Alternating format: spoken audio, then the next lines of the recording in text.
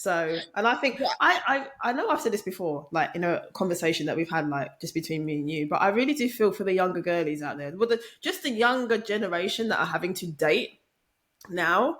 Like, I feel like it is difficult for everybody, but like the younger ones, because they just have so much more crap to deal with, Yep. and I feel like some of them are not really well equipped to deal with certain things, just because it's a different.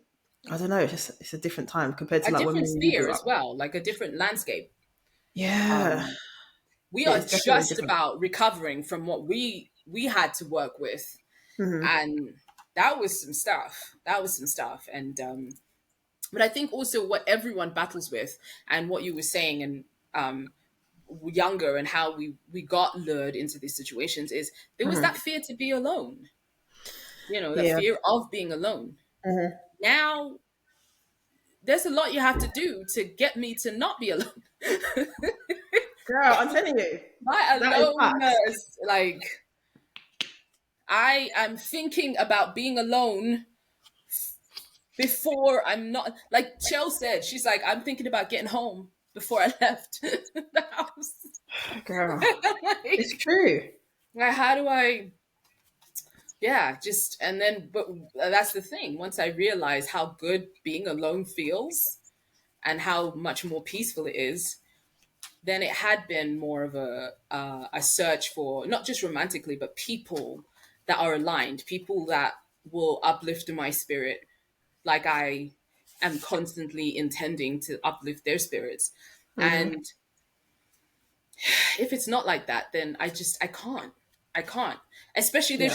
there's something that's happened since 2020 to me, and I don't exactly know when it shifted, but I feel like it can't unshift back, where it's like I just don't have the the capacity and the tolerance for the nonsense anymore. It's almost like, when your stomach just can't stomach something Yeah. anymore. Whereas like you loved something and you could eat it and what's it called? And then there's that one day where even the smell of it, you're like, I can't. I can't. That's my spirit now. Whereas before I would tolerate a lot. But now it's like the tiniest whiff. I just don't have the same level of energy as well. So if it's like, if you're draining me, I can't do it. I want to. Trust me, I want to. But I just can't anymore. It's It's true. I cannot. It's true. That's why I it's so am much the easier same. for me to be by myself. Yeah. And I mean, there's nothing wrong with like being single either. I think there's this thing of like, oh my God, you should not be single ever What's in wrong your with you? life. Yeah, but like, there's nothing wrong with that. Sometimes you need to be single to like just reconnect with you and figure out what you want, what direction you're heading in, focus on personal goals. Because when you're in a relationship, like the person you're dating it can distract you Yeah. because you want to spend, so much time with them, and they're on your mind a lot and stuff like that. Like it's happened to me before. It happened And to the things everybody. they want from you and want, yeah, Yeah, and then you have to share your time and your energy with someone your else. So like, there's resources. nothing wrong with being single. Honestly, I think people And do there's need to be nothing wrong okay with with being it. in a relationship. There's Not nothing wrong with all either. those Yeah. things. It's just if it's the wrong person, then it can drain you of everything. Yep. But if it's someone who's aligned and can see that, wait a minute, I'm draining this person, or I need to give back a little bit. Because that's the other part. If you can't be alone, the types of people you will be attracting are takers. Take, take, take, take, take. And the moment you can't give, they will be mad at you for having run out. Like, what's wrong with you? Hmm. Rather than Hmm. being like, babe, what can I do to help fill you up again? It's going to be like, no, I'm going to go find someone else who's going to continue to give, give, give, give, give. Because clearly you're not doing your job anymore. You've run out of the energy that I need and the Hmm. resources. No, it's So, true. And that's the thing. People, when it comes to dating as well, you have to try to find that person that where you can have like a good balance of like give and take. Like, obviously, yeah, it's not about giving to receive or anything, but for me and you, we are givers. We want to make sure that our like partners, our friends, everyone is good and happy and thriving and all that. And oftentimes we don't get that back no. from people when it comes to dating. Anyway, we don't seem to get people that want to give. It's always like take, take, take, take, take. So have to protect your energy and And your your peace. resources And and your your peace. resources, it's not just money. Resources is your Hmm. access to stuff. And that's what it's just like we were talking about the athlete from earlier. Hmm. It's not just the love or the money that you could be bringing. You could Yeah. have a gold, and gold isn't just the money. I think in popular culture they've just whittled it down to a gold digger being someone who doesn't have money looking for somebody who's with money and only being for them. It's resources. It's access to a certain world. It's Hmm. access to certain people. It's access. It's access because you can still have somebody who comes from a wealthy family being a gold digger because they're digging for resources. So Hmm. you know, um, this is just where we live. So or having somebody who doesn't have a lot of money and being gold digging. I don't think that's a Hmm. word. What I'm saying. Dance So the I get what gold. you mean. Gold is really Yeah, no, I get you. digged.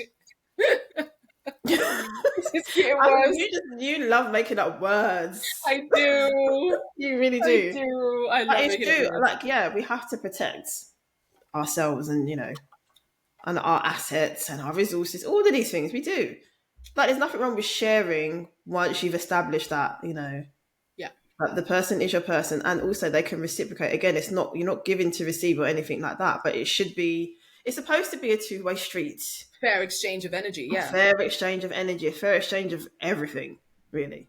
And I think even with my own personal relationships that I've been in, I've had like four proper serious relationships. It always felt like I was giving more in every single one. And I'm just like, okay, maybe I need to now work on myself. There's something that I need to do. I can't even keep blaming the person. That's another thing as well when it comes to like love and dating. It's like being able to try and recognize the part that you play in the people that you attract or how your relationships end Hmm. up panning out and that kind of thing. There's so many.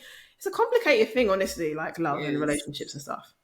It But I've is. definitely learned a lot along the way of like you don't just give and pour into like every single person that you meet. Discerning. You have to be discerning, yeah. And it took And me there's a nothing wrong while. with sharing, but also just kind of discerning about how much and even what. And even like these resources, are they replenishable? Yeah, Right? that your time. So, Time is not how much. no, I tell you, exactly. Time is I've not. had two relationships where I spent far too much time trying to make it work, and the other person was not putting in as much as what I was putting in. So really, I should have cut that off a long time ago. So it's funny you say that because people do need to bear that in mind. You can't keep spending all your time trying to make a relationship work when it's just not working. Sometimes you have to let it go. And on sometimes you end up like cutting it off or whatever. You go in your different directions and things like that. And sometimes you do come back together, but you've learned some things. And other times you end up going your separate ways because it was just wrong. But sometimes you Ashanti do and have to. Nelly. Oh, I love that. I love Ashanti and Nelly together. I Yeah, do. same. I do love them together. But yeah, like it does happen when you do reconnect, and other times you don't, and it's not meant to be. But you Mhm. really do have to be careful of putting in too much time with the wrong people because there's time you're not getting, you don't get that time back. No, no, So you don't. And yeah. I mean, energy is replenishable, but time Mm. not. So, Hmm. what you drinking? What you drinking? I have strawberry daiquiri in a can because that's the kind of girl that I am. The complete and utter shamelessness in a There's can. no You shame. need to know the can part, but she shared. Love it. Well, I was on camera pouring it, so Oh, there it is you what it go. is. Okay. It's in a Okay, this is can. bothering me. I'm not scented, and it's Oh losing sleep. no. Okay, let's address this. Should we have a therapy session? Why do you feel like you need to be centered? Uh, What's the reason behind it? Talk me through your thought process. oh wow. Okay. I don't know. There's something that just my spirit ain't resting when I'm not centered. It And why just why do it you think that feels is? well. It just makes me itch. It's like those them pictures that just don't look right, and they're like raised and the texture's just wrong, and it makes you want to take a knife to your eyeballs right? Like that's what this not being centered makes me feel. It's just disturbing my spirit. I don't like it. I don't think that I can help you. So I I'm going to discharge It's you like issues. immediately. You are discharged. I, like out, go, being fired by your therapist. It's like I'm done. Yeah, Ma'am, the question was why do you feel like this? What's the issue of you being off centered and we've got to itching and the photos that don't I look have right? no idea. I don't know, but it's bothering me. I can't help you.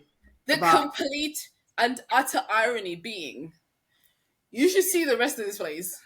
There are mm, mountains of just stuff, and yeah, I. You know what? That right there is the definition of focusing on the wrong thing. mhm, Being mhm. off center on camera is making me lose sleep and lose my mind when I really should be cleaning this up. No one can see that though. I can't. Yeah, but that's a you problem. And I'm also the only person that's being bothered by being off center. Okay, can we fix this off center situation? Oh, okay. Oh, sorry, gone. Maybe I just there we go. My spirit's getting fixed. Oh, oh, Yes. oh, Can we have oh. some sort of healing tuning fork session for the people that are struggling with, I don't know, heartbreak or something, or like Yeah, missing an ex or something? that's a really good idea, actually. Um, right. So, how would I do this I don't in know. Not everyone's staring at you. Like, like what you gonna do? produce and produce? Um, My bad, my bad. no, it's okay. I feel like I need it from myself. Like, help me, girl, help me. Fair enough. Fair enough. I think I should probably explain the process of it. So, uh, I, the short version anyway, which would be at its most basic component, and everything is energy. So whether you're in spirit realm, whether it's angels or it's a car or a bug, everything is energy. It's and I came to realize that in the fact that I can always spot a spider, a bug, a whatever in my vicinity, not because I'm seeing it, but just because you're in my energy field. So Hmm. it's like, ah, you, you, get out. So anyway, Hmm.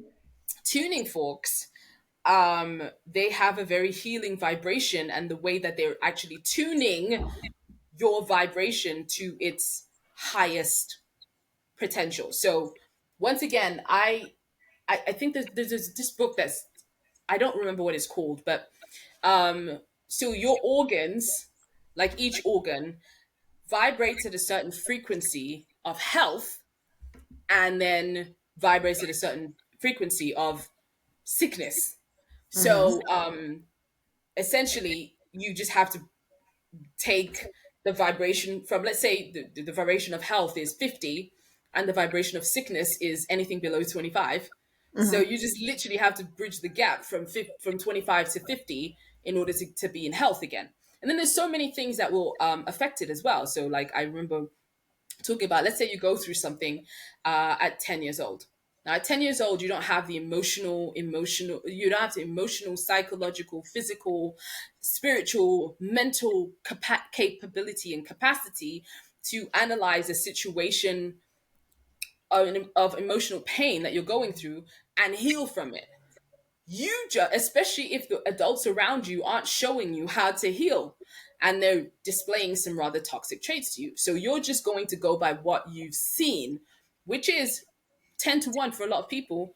Just suppress suppress, or put it in a mental box somewhere and put it away. Now with energy, energy attracts like energy. So there's that emotional pain. If it's unprocessed and undealt with, it's live. So it's going to attract something else itself. So let's say at age 13, you have another situation that comes into your experience that looks suspiciously like what you went through at age 10. But of course, at 13, you still don't know how to deal with it. So now you've got emotion from 10 years old, emotion from trauma from 10, trauma from 13, unresolved, you just put it in the same box or a different box in the attic. And this just keeps happening and happening and happening and happening. And also, while these unprocessed things are going on, they're starting to clump together and they're crystallizing. And that's how, when you can say the wrong thing to somebody, or you don't know what you said and then they just blow up at you. It's all those unprocessed situations that look the same, that haven't been dealt with, and you're just triggering them by being who you are, or something you say, or something you do. So I'm a huge proponent of tuning forks that can then kind of sort of go into some of those, and you can feel them. So sometimes I can just feel some stuff around somewhere, and you can actually, it just feels different and you can feel it. And so even when I do tuning fork sessions on someone, so if something is around here, then it's recent, it's more recent. So we've heard of auras, right? So your energy field that goes and kind of stretches. If you're in a good heart space, according to the Heart Math Institute, it could go up to half a mile. So if your auric Okay. field could go up to half a mile in a city like London, how many friggin' people do you have? How many friggin' people's problems are in your field at any given moment? Right? So, and all of the Okay. problems. So anyway, tuning, so it's aligning. So just, and then a lot of times I like to, it helps me to dissipate some of that energy, which is why sometimes if I give somebody a tuning fork energy, a tuning fork session, they'll end up in a ball on the floor crying. Mm. And there's no real reason why they're crying, but it's just like, an energy release, just processing some of that emotions. And it might not happen that day, it may happen a couple of days later on, but just be, drink a lot of water and just be kind and compassionate to yourself. So I don't know if that kind of explained what it is, but anyway, I also like to strike the tuning fork just to clear the energy. So if it's like really chaotic when we have a reading and we've really connected quite deeply to someone, then you just want to be like, it's sometimes it's the equivalent of wiping the chalkboard so it's clean. Okay, so it's a surface for something else to come on. So yeah, and so these ones, they have the different chakra systems on them, and they have the different. So I have like Okay. 7 of them, and so I will use them to tune in. I'll do something called a tuning reading. So alongside doing readings with tarot cards, I will do readings with tuning forks, because let's say someone asks a question like, "Why am I always broke?" So I will use the root chakra one and then tune into their root chakra. What is their root chakra saying about their ability to manifest money? And that's the thing. Chakras and energy centers, they have a big bearing on how you're showing up in the world. For example, somebody who has a solar plexus issue. So solar plexus has to do with personal power, and so somebody who has like a, a, a blockage, depending on either way. So somebody who has maybe an overinflated one can be very manipulating, very dominant, very just kind of in your business, just like poking, like you have to do what I say, and that's it. Whereas on the other side, it's someone who's just very mousy, who can never really make a decision for themselves, always looking for approval from other people. But somebody with a balanced solar plexus chakra is, they're in their body, they know exactly who they are, they can go toe to toe combat with somebody who's just being dominating for any fucking reason, but they also know where to back down. They kind of go with the flow of understanding human beings and how to bring and deal with human beings from a very authentic space and allowing people who are around them to be themselves. Have I gone off into the woods again? Do you want me to come back? You're good. So I'm just going to strike a tune. So we're just going to have a tuning session. I'm going to bring all of them out, actually. I have about 7 of them. So we're going to we're going to take a moment and have a little quiet session. We're going to have a little sound bath. This is one we didn't put into the books. This is true. But I feel like it's needed though. I think so too. I definitely think I need it. I am flying off in space right now. The Okay. energy that's going through my body. I'm like, oh, flying off into space. All right, so we are going to start with. Don't fall asleep on Michelle. I will not, I promise. All right, so we are going to start with the root. So just take a deep breath and just allow yourself to connect to the vibrations and just let them tune you.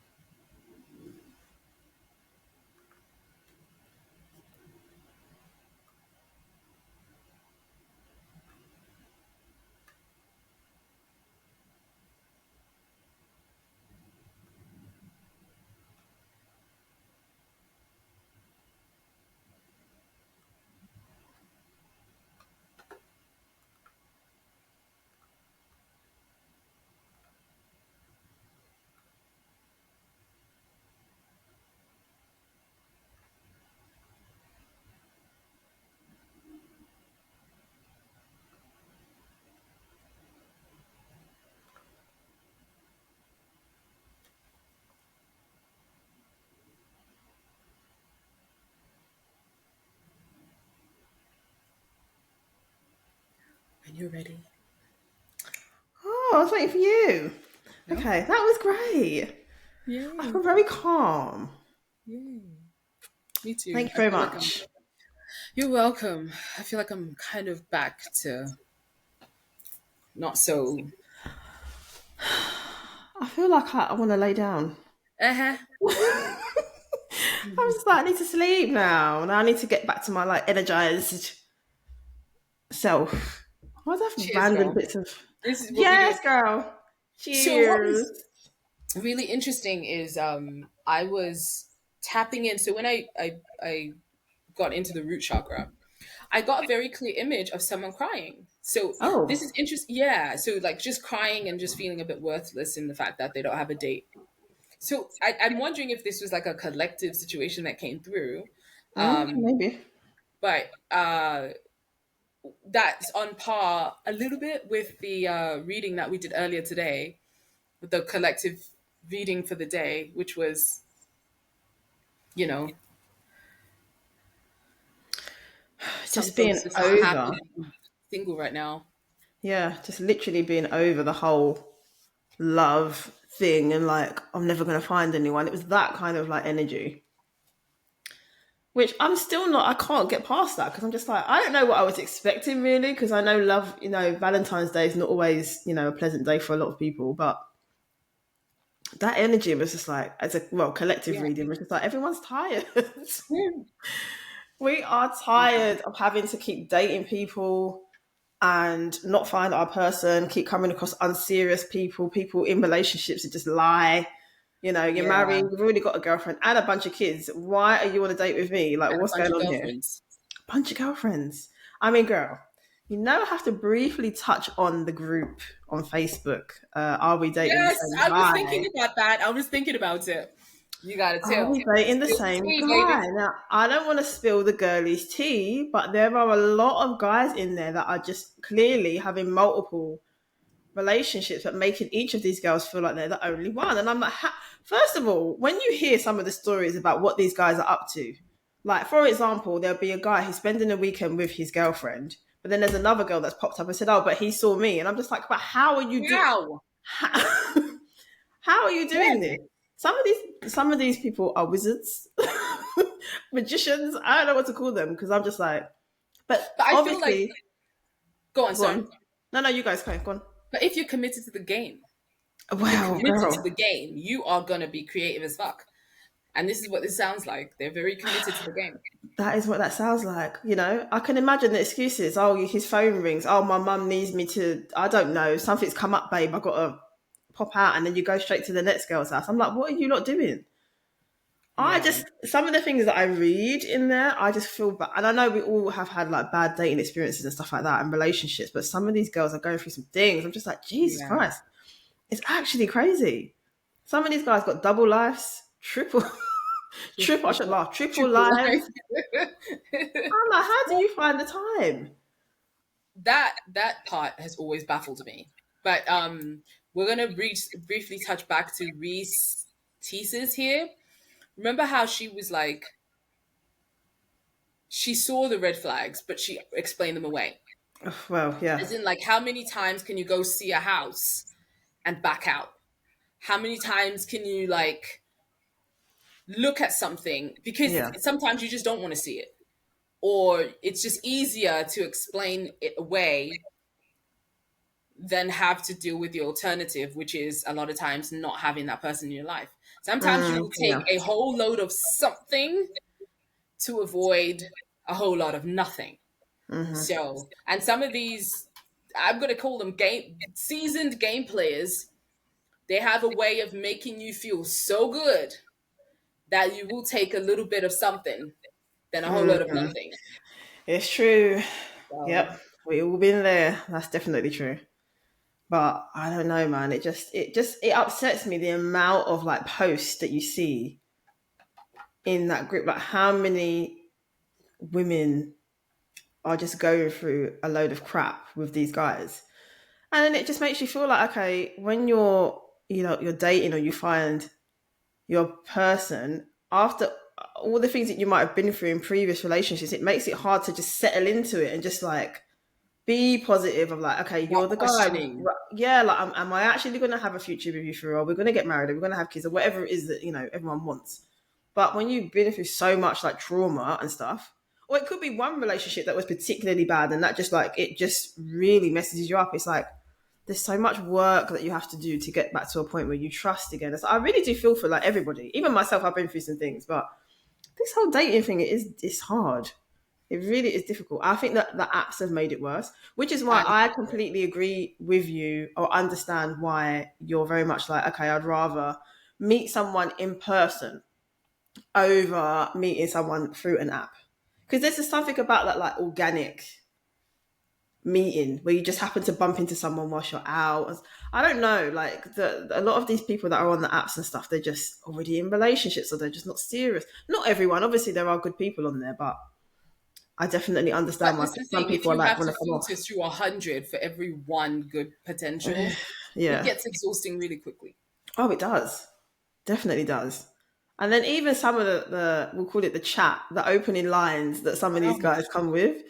What a load of crap. Like, I can't wait to get you pregnant. As not even a hello.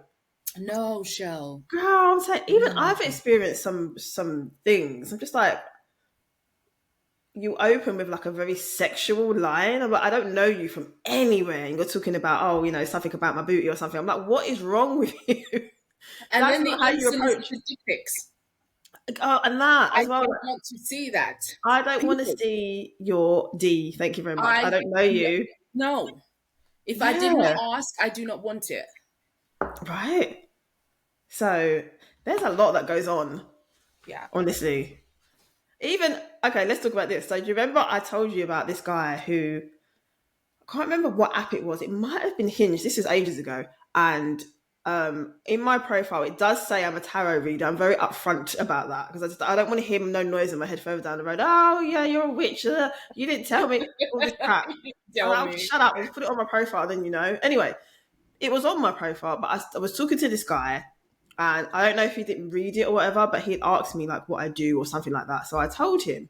So then he sent me, paragraphs of text basically saying like, he can't date a tarot reader because, you people, you know things and you jump to conclusions about people. And, I've been here before and I can't do it again. When I say paragraphs of text, and I was like, there was no need for that. You could have just said it's not for me and kept it moving. I don't need to. I didn't read all of it, but I'm just like, why are you sending me all of this? Like, he's basically just saying like I'm an evil, terrible, wicked person, and he can't deal with me. I'm like, okay, okay, cool. Then be on your way. Like that's fine. But it's just like, why do people feel like they have to say certain things on these apps? If someone's not for you, then they're not for you, and that's okay.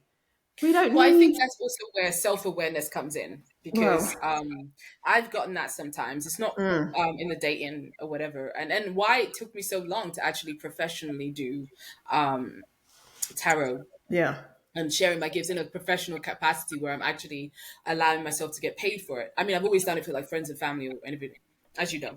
yeah, Um, it's just also people who can come across what you are feeling, and there is something about you that triggers them. But instead of being like, wait a minute, in this person making me feel uncomfortable, I should just leave them to go on their way or deal with whatever it is that's being triggered within me. It's easier to project, as in, like, you should be this person, you should that, you should be that. Well, then take those shoulds to be here. You should be a better person. You should be less judgmental. You should just allow me to be myself because prior to this moment, I didn't know you existed. You didn't know I existed. And you were willing to accept me until you found out what I did. So, once again, it is a matter of, okay, so just live and let live. Just the same way as if it is on a dating app and you just don't like what you've read, keep flipping. You don't right, like what you're watching on the television, exactly. change the channel. You don't like what you're reading, scroll to something else. You have options. Why are you spending your time and resources putting down somebody who clearly isn't for you that then traumatizes them for someone else that could come into their life because now they're walking around with barriers in themselves? It's like, oh, that person said something to me. I must not be worth it. No, that person with it. That's that person playing out their issues, and you just happen to be the board that got sprayed on in that moment. So that pisses me off a little bit. Like Yeah. just take your stuff somewhere else, please. You Yeah. know, But I think if it's for even with your that children. guy, yeah, even with that guy, the stuff he was saying, I'm just like, you're so I look, like I said, I can understand people don't like certain things, tarot, whatever, it's fine. But I don't like when people are judgmental with it and just like trying to paint me with a certain brush. Even like, as you know, like I've lost a friend over this whole tarot reading thing. I'm just Yeah, like, okay, but you know me, you've known me for like forever. What I do is intuition based. It's based on my intuition. I'm not sitting there with a fucking cauldron and like frogs and potion. Like, are you okay? Do you know what I mean? Like, I think there's a misconception about tarot but then anyway. one of the things I've also observed is the double standard. Well, It's yeah. like the person that's so quick to tell you what you're doing wrong is the one with, and I've come to realize the ones in some capacities that are most offended by finding out that I have psychic abilities are the ones with the most shit to hide. Yeah. So it's like, oh, you could read some stuff. I don't need you in my sphere. I do, Of course. because you are gonna know some shit that I don't need anybody to know. Yeah. hmm Yeah, So, it's true. um, It's true. But it just makes me laugh because even with me, like, it's not like I hear things. Like, for me, it's I go by what I feel and stuff when I'm dealing with people. But then I've always been like that. I've always been very much been a person of like my spirit doesn't take you. Like if I pick up bad vibes, I have been like that forever. It's just that now when I do that through tarot basically. Like my readings are intuition based. And when someone comes at me like, oh no, I can't date you because you know you're gonna do readings on me or you're gonna I don't know things that I don't want you to know. It's like it doesn't work like that. For me anyway, it doesn't work like that. Like, I'm not a yeah, medium or something. Like you know what I mean? I'm not. You can relax, but I don't know. Anyway, I think that guy had some issues. Just how he was kind of talking to me, I I think there think was so. something not right there. Anyway, but I I've think so. had some experiences on these dating apps, and I can tell you, I've been on a number of them, and I don't feel like there's one that stands out above the rest. People used to say to me, Hinge was like the one to be on where you could find like a serious relationship and stuff like that. But I feel like a lot of them are the same. Yeah, You still get all the D pics and yeah. people just disappearing on you and just coming with ridiculous opening lines and stuff like that, or asking ridiculous questions. I think you I get that on think all that that. the internet has opened up the ability for people to be anonymous. And when someone is anonymous, as in like there's no consequences for what they say and do, Yeah. ugly can really come out. And so there was a time where I met this guy online, and he was just very mean to me. And then because of course dating apps are within a certain catchment area, I walked up on a bar and saw this person who was then showing me attention. Like, I'm like, so that's the thing, sometimes it's easier to be mean behind the window screen of an emoji or an avatar. But when you're there sitting face to face, it's something different that you may not be that person.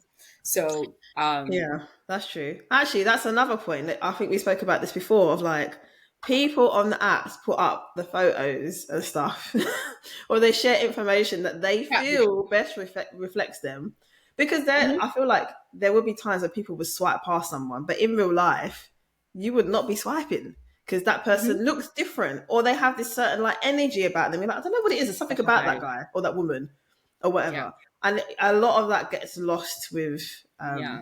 with dating apps where you rule people out because of something you don't they said something and you don't like what they said or the photos are just they're bad. But in real life the Oh my person's gosh. actually like they look great or they've just got some really nice energy or something, so you miss out on all that with I have a story about dating apps. this. Yes, Um, okay. I I met someone and I saw a picture of them, and I was just very judgmental about the picture. I'm like, you look problematic. You just look like a problem. And I met this person in real life, and I was like, well, god damn. Hmm. Like, oh my gosh. but just the energy and the vibe and the just my spirits. Yeah, actually, this is one of the situations where I know how a lot of the situations I'll meet somebody and spirit says no. In this situation, spirit was like, yes. Yes.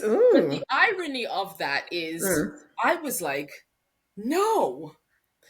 Like Okay. my rational mind overtook that my spirit was like, yes. And Mm-hmm, I lost my mind. I absolutely lost my mind. mm-hmm. Girl, I ran away from this person. Mm, Like we can see that I'm not particularly skinny. I'm not skinny at mm, all. So I'm allergic to running. I love when there's one of those things where it goes, if it involves running, it doesn't involve me. That's me. Like if it involves, don't do it. Like mm, if you're gonna chase me, I'm just gonna stand there and like take me. Tiger, feast away. mm. But here I was, so intimidated by this man that I actually ran away. Me Yeah. and my round self on my short little legs ran Oh, away. yeah. And it was very embarrassing. To this day, it's one of my cringe moments. Mm. And um yeah. So sometimes Yeah. spirit says yes and you're Uh-huh. like you glitch and then you end Oh, up it's running away true. when It is you have true. no business running. Yeah. You know the story about one of my exes where one of our friends showed me a photo. Like, let me circle back. Yes. So I was dating this guy, not in a serious way, just seeing him. And I remember showing this friend, the guy, and she was laughing her head off. She was like, "Look at his forehead." All she made me feel bad. I was like, "He's not bad." She was like, "No, show. Look at his head shape." I was like, "Whatever." So then I she remember was her. like, "Yeah, she's been pushing for me to meet this guy." So she showed me a photo of him, and I was like, "No," because I'm sorry, the photos were bad. I was like, Yeah. "No, no, no, I'm not interested. I'm not interested. No, no, no, no, no, I'm good." All of that. Anyway, she kept on, kept on, kept on. She's like, "Meet him, like he's such a vibe or whatever. He's really cool. He's a nice guy." I'm like, "Okay, fine. Let me meet him." Girl, when I met him, when we were walking towards each other on the street, my mouth was hanging open. I was like, "That's my type." I don't know what you were doing in your photos, but the man in real life and the photos did not That's the compare. other part. They did not compare, and I was like, you either you're just not photogenic or you need to fire the photographer because I don't know what has happened Yeah. in real life, girl. Yeah. Lovely eyes, lovely smile, just even like I said, the presence you can't get that from photos, but like Yeah. And something also about him. the photo someone might choose of themselves. Because like Hmm. I love Reddit.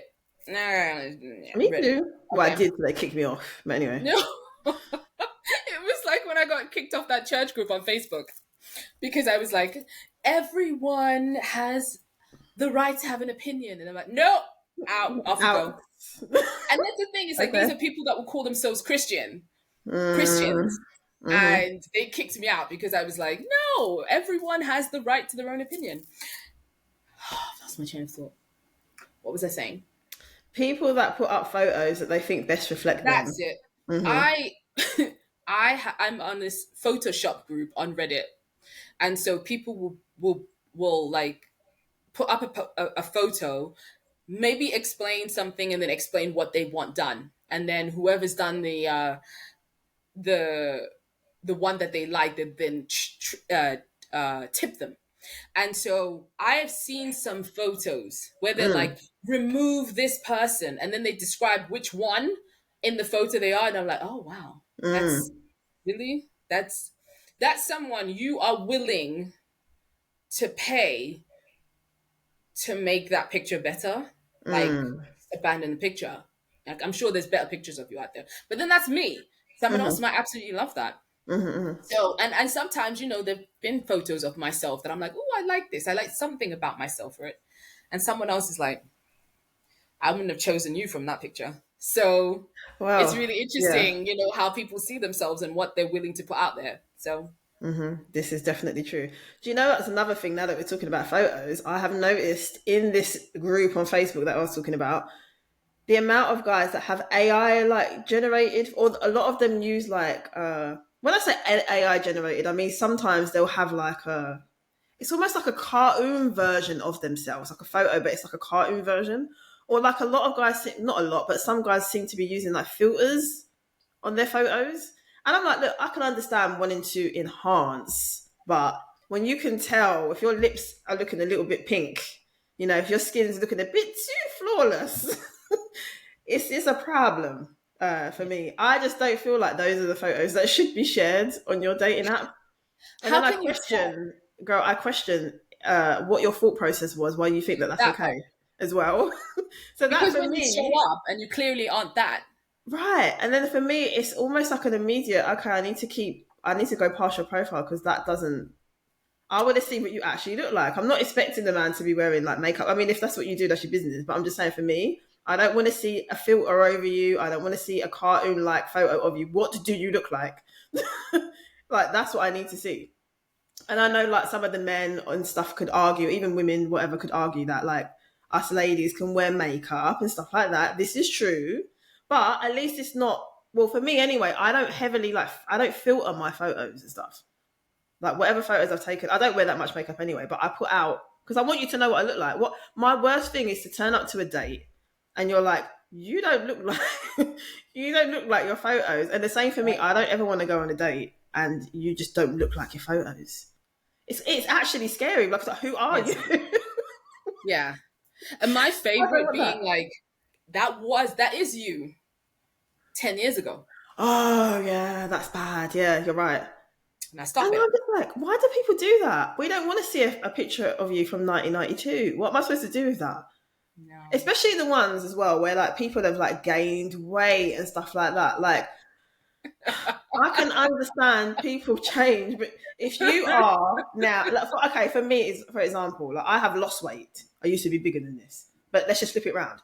If I'm posting up like photos of myself that's slimmer than what I am, then I turn up to the date and the person's like visibly looking at me like I'm not understanding like what's going on with your photos. Like, why have you done this? I could understand why they would like lose interest because it's like it's a trust thing. I'm expecting you to Yes. turn up Oh and my be who gosh. you say you are and look how you presented yourself Hmm. on the app. So don't put up a photo of you being slimmer and then you turn up and you've got like 10 extra stone on you. That's a problem. I'm Yeah. sorry. Yes, Yeah. it's Yeah. about getting to know people, of course, but you've essentially kind of lied Hmm. and presented a different version of yourself. And Yeah. what makes me laugh is when people have a problem with that. When you challenge them and you're like, okay, but you didn't put up real photos. Oh, well, I'm here now, get to know me. No, no, I don't think so. You've sold me something different to Exactly. what you advertise. And it is different. So like let's say you put up a picture of a BMW. We know you and your BMWs, right? Hmm. 2020. But then you show up with duct tape, missing seats, Oh, stop. no window, Mm. type of thing. And it's like, well, but Mhm. it's a BMW. No, mate, this is not what you sold me. This is not it. Yeah. And I don't like it because you've deceived me. I didn't outright lie, but sometimes omission is wait. You know how sometimes people say omission is lying too? No, Mm. omission is not lying. Omission Hmm. is deceptive though. So deception Hmm. is an umbrella term. So yes, there's lying, but then sometimes you can imply something by your actions. You imply something. We're gonna go Yeah. back to Reese Teases, right, where she said that this man had spoken to his brother. He was speaking to his brother and his relatives and stuff like that. She never thought to check because it kept happening. Hmm. He was talking to these people only to find out that he was talking to no one. This man Mm. was committed to having conversations with nobody on the other side. But then that was implied deception. He didn't say, I'm talking to, okay, maybe he did. He was like, my brother says, yeah, whatever. But then you believed him because he's like, go to another room. And there was just like implied that Hmm. that's what it is. It's just like when you meet someone at a party and the party is like rich people, right? That could be a waiter, right? Who just sort of stumbled and was on the way, whatever. Hmm. So now in your head, you've bought into the fact that, oh, you're of this world. So I'm going to latch onto you because you're nice to me. Hmm. And then down the line, it's like, oh, yeah, I want to go to Morocco. And you're like, on whose dime? Mm. Well, aren't you rich?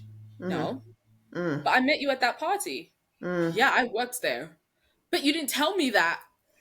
And it's like, well, but I thought you knew, but you also, like, you can't, well, in that situation, you can't accuse that person of lying, but you can accuse them of deceiving you because they never did anything to set the record straight.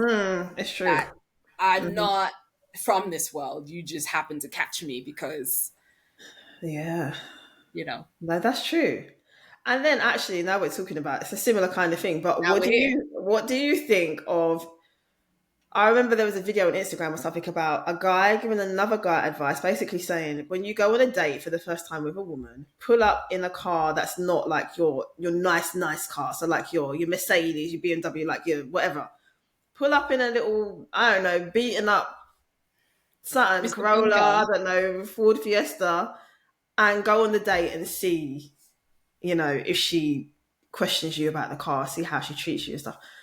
And I was like, okay, but why? I mean, okay, I get why, but for me, I know if I'm dating someone, I'm not looking to get money out of you. I'm not a gold digger or anything. So if you do that, that makes me look at you differently because why are you testing me? You don't know me. You didn't even give me a chance for me to show you who I actually am. And you're already testing me on the first date. I'm like, that doesn't sit right with me. It's not about like, oh, you pulling up in a car that I don't want to get into. No, I'll get into your car if it's safe. It doesn't matter what car you have, I'll get into it. But don't, pretend that you have a crappy car when you have a good one. Because now you've gone out of your way to go and get a car to present a different version of yourself. Why? I'm not understanding why you would do that. So things Yeah. like that, I don't like that. One of the things that I find with people that do something like that is they also have a very fluid sense of self. It's Mm-hmm. not really rooted in anything because here's the thing, that person, I found the energy signature of somebody who would do that a lot of times is also somebody who they don't have, what's the word, solid, um they don't have solid roots in who they are. So first of all, you're going to be like, okay, I'm going to get somebody else's car to test you whether you're a gold digger. But it's the same person who will complain when you decide to say, no, I can pay for myself, but also paying Mm-hmm. for myself, I'm not going to sleep with you. But then it's Mm-hmm. going to be Okay. like, Mm-hmm. that person would then also be likely to become as the person who's like, okay, if I pay for your meal, then I expect something, right? Yeah, and I hate that So, too. I really mm, hate that as well. Oh, if you take me out and you pay for the food, that means I have to come back to your house or go to a hotel and sleep with you. we'll do something you want. Or like, I thought we were dating and like getting to know each other and stuff like that. And for me, also, I don't mind paying half. I know some women will be like, I will never pay half. I actually don't mind going 50-50. But if you Same. decide that you want to pay, like, and that's great, I love that, but that doesn't mean I'm going to do anything with you. And Yeah. the fact that you're expecting it says a lot about you Mhm. because you Well, shouldn't I be mean, we expecting love anything. situations also where it's when we're talking about fair exchange, and I get that, and I get Mm, that in terms of, okay, I've paid for the meal. What are you now going to give me? But then the thing is, what that is like, you're rigid in what can you then give me. I need from you that specific thing. I am mm. not open to anything else. So, okay, I paid the meal. What about you pay for drinks later? Or Or you pay for something. ice cream? Or you take Yeah. me out next time? It's like, no, I paid for this food. I'm gonna get my piece of it. Yeah. Give me It's something. like, It's true. And I'm just like, really? Like, are you being yeah, serious? And then I even saw, I'm always on like social media. I saw this other conversation between this man and woman. So I think he was asking her to come over to his house for like a first date. He's like, come to my house. I'm going to cook for you or whatever. She was like, sir, no, I want to go out. I don't know you from anywhere. I would like to go out on a date with you and get to know you and stuff like that. And then he was like, well, I don't really want to spend money on any more dates or any more women because I spent quite a lot of late. And so, that's why I was asking you to come to my house so that I could cook for you and stuff like that. And she was like, what has that got to do with me? Like yeah, this this is supposed to be a date between me and you to get to know each other. What if you spent money on other women? That's it's almost like you're punishing me because of what other women have been through, or you're expecting the same result of like you're going to pay for the meal and things are just going to fizzle out, and then you've lost yeah, money. Like what kind of mindset? And I get it. Obviously, if you're paying for everything on every single day, of course it's going to mount up. But then you just need to be more um discerning or whatever about who you're going on dates with. I was just gonna say that, Maybe. and it's okay to feel like I don't want to be paying for all these situations. Then Yeah. maybe also have a conversation, as in like, okay, I think that people are so afraid of authenticity and being honest because honesty presents an option of them not getting what they ultimately want. Mm-hmm. And so when there's certain people go into a certain situation where it's like, this is what I want. So if I tell you the truth, you might or might not still give it to me. So Mm-hmm. I'm going to manipulate the situation by omitting certain aspects that could lead you in the way that you don't want to do Mm-hmm. because I need the end result to be what I want. And so, but then the fortunate thing about this world is you're always going to find somebody who's willing to sleep with you. Like Mm-hmm. anybody. Like there are, the I guess upside for people and like freaks and weird shit Yeah. that in back in the day just existed within the brown paper bag that came through the mail. Nowadays you have the internet, you can find anything.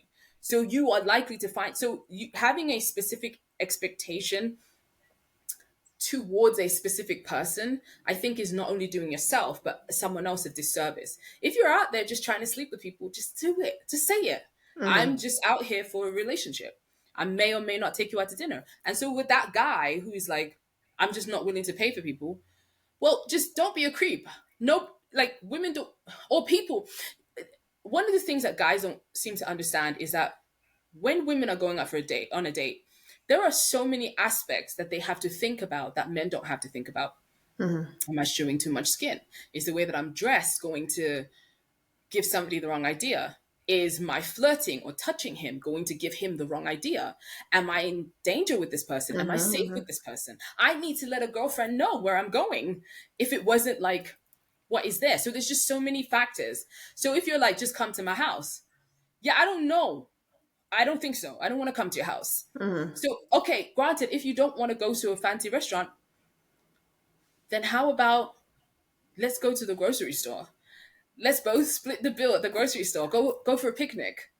Let's go sit in Wow. your car and have something to eat. Ultimately, it's conversation at the end of the day anyway, right? Yeah, there's things you And could here's do the for other part. free. A lot of people are like, I want my ride or die.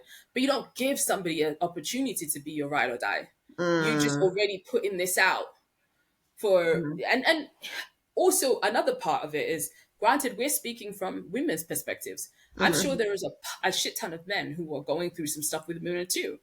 Like that women never have to like we just had one. The poor guy we had the reading of. Mm-hmm. It's like, will she be interested in me? Like, does she want more than I have to give for her? Women don't really have to think about that a lot of times. It's just, especially, some I've had a couple of readings where it's like, she just lays there. Ooh, ooh, okay. She Yeah, that's doesn't not do great. anything. Yeah, yeah. Mm-hmm. So as a woman, you can sometimes show up and just Mm-hmm. lay there. Mm-hmm. Right?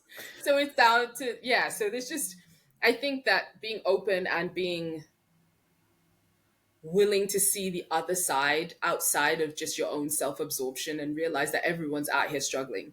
Mm-hmm. Everybody's dealing with something. And granted, there are some people where it's like, just really, that's not my problem. That's Mm-hmm. just not my problem. Mm-hmm. But when somebody does come into your sphere and you care enough about them to want to find out what's going on, then freaking listen. Wow, this is the thing. I think even like women could kind of sort of argue the same thing. So the guy might be saying, okay, I don't want to spend all this money on these dates. Well, we don't want to spend money on, our MAC makeup or getting our hair done and our nails Yeah, done to go on a date with someone that just wants to sleep with us and stuff. So I think, there are arguments obviously from both sides. both But sides, yeah.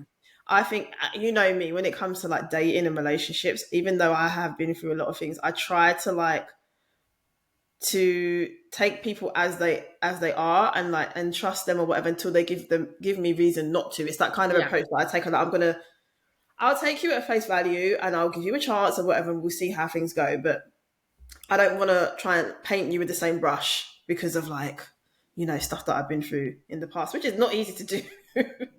But yeah. I don't know. And I I just think give a lot of kudos to that because it's so easy. especially as women, to come in Mm-hmm. and be like, okay, this person is this way, but I'm going to give them a chance because I'm in love with the potential of what I feel like I can make them into. And that, Mm-hmm. unfortunately, I feel like is such a downward spiral in some readings that I've given where it's like, just let this person be. And if you don't like them the way that they are, let them go. Because, Mm. and I'm not calling trash, but like one man's trash is another man's treasure. Yeah. And one woman's trash is another woman's treasure. So, Mm-hmm. you know, if you're feeling that the person is not really what you want, then go find someone else. Stop wasting your time and energy trying to change somebody to become something that they're clearly not. If you have to Mm-hmm. fight with somebody to become something that they're not, Yeah. you're wasting your time. Mm-hmm. This is true. We're Yeah. losing steam. Maybe not. We're having conversations about Okay, things. fair It enough. was like that live stream I was watching earlier, the one I told you about with that comedian, and they was talking about how men need to understand, like, sometimes how to talk to their women. Well, to understand that there's a certain way you should talk to women in general. You can't just be like hard and harsh and aggressive and stuff. But if you're in a relationship with someone, you should like understand how to, or learn how to communicate with them. Like me, there are times where, okay, I'll just be real. If you let me, I will just do what I want to do, and I do need someone that's going to be like, okay, you need to stop this. Like, I need someone that's like, I need a proper man. Like, don't let me just be out here just doing what I want, like constantly. But also, you need to be able to talk to me in a certain way. Like, I don't respond to like aggression and shouting. I will just kind of like shut that. I don't respond to that. You need to sort of know how to communicate with me and talk to me and get your point across. And then obviously, I would like try to do the same, Yeah, because obviously it's not good for someone to just shut down when someone's like, trying to communicate with you. But I mean, if it's in an aggressive way, I don't know how to deal with that, and I don't want to deal with it either. So I'm just like, I'm not dealing with this, and I just yeah. will remove myself from that situation until things have calmed down. But that guy was saying basically people need to learn how to communicate in their partner's language. It's the same like love languages, like understanding your Mm. person's love language and stuff. Whether it's, oh, they like gifts or they like quality time. I do feel like all that stuff's important. It And makes people it should, matters. yeah, And I people think should it also learn. comes down to who are you and do you care enough about this person? Again, try not to change Mm, that person. Because if you find yourself in a situation in a relationship with someone who you really care about, you may not understand them. They may be quirky as fuck. And I mm, mean, we've seen the situation where you have the very rigid, say, guy, right? Like very rigid guy, like routine, whatever. And yet he's with Miss Hippie, might or may not, like balloon, right? mm, Like if you let go of her, she's gonna float away, come back to you deflated. Like, you know what I mean? Just yeah. completely. And you're like, how does this work? How does this Mr. Rigid not lose his mind around Miss la la la la la la la? Well, Hmm. life will happen. We'll turn up when we want to turn out. But it's got to do with allowing the person to be themselves, because a lot of times when you let somebody be themselves and they show you who they are rather than Yeah. imposing what you think they should be or what you want from them, almost like squeezing blood out of a stone. First of all, stones don't have blood, mate. Stop trying to Mm, squeeze it. hmm. Go find okay, I was going to say go find a lamb, which just doesn't sound quite right. But anyway, let's just come back to the fact that stones don't have blood. So you're Hmm. trying to squeeze blood out of a stone. First of all, you're not allowing the stone to express its integrity to you. It doesn't have any blood. The Yeah. same thing is like trying to make someone into something they're not because that's what you want from them. But then if you allow somebody to like be who they are and they show you who they are, you can sometimes get the better gems out of them because there's some stuff that you didn't even know you wanted that they then give you. So um you're right about like, okay, realize who you're talking to if you care enough. Because Hmm. sometimes there are some people that it's like, I'm sorry, I don't care. Hmm. I'm sorry you're going through what you're going through, but go find someone who cares. Yeah. And Hmm. but I think that Yeah. if you care about your partner, you're going to be invested into seeing how they see the world and how to best reach them. And a lot of women are, they communicate in different ways, whereas men are like, okay, very logical. There needs to be a very linear way to be from A. Mm-hmm. Women will obviously, a lot of women, myself included, will have to go through X, P, stop by J to get to B. Mm-hmm. Mm-hmm. So Yeah. for men, like, I think one of the biggest things that as well has been said, where it's like, my husband just wants to fix everything. I don't want him to fix something. I just want him to listen. And that's why a lot of girls will go talk to their girlfriends, because Mm-hmm. we women can yak all day and then you can leave the brunch feeling like, ah, I got it out of my system. Whereas when you try to speak to your husband, it's like, so what do you want me to do about it? Sir, Yeah. nothing. Just Mm-hmm. listen. Just hear me. Make me feel heard. Mm-hmm. Mm-hmm. This is true. And I think for me, it takes me a while to get to the point where I share things and I talk about stuff and whatever. So I need that person that's going to be like kind of patient with me and like really Yeah. get to know me and understand me and stuff. I think a lot of my relationships, they never really tried to get to know me or ask me Mhm. questions about anything, my life or I don't know. Obviously, I've been dealing with like the wrong people, I guess, but I'm a bit Yeah. of a slow burn. But then once, once I start talking and stuff, you get to see more of like my personality and stuff like that, and I'm more comfortable to share. I think like a lot of times in relationships, people just a lot of it's rushed a lot of the time as well. Like you Yes. meet someone and you're Yes. like, okay, we need to, I don't know, move in together, and we need to, I don't know, get married, and We it's need all to just look like, like that. We need to look like yeah, that to the outside world. and I know it happens. People get married and they're happy for forever and stuff like that. But I mean, in this day and age, I feel like you really need to, to take your time and get to know Mhm. people for real. Really And take your time. sometimes all somebody wants is the Instagram picture of their wedding, or the Mm.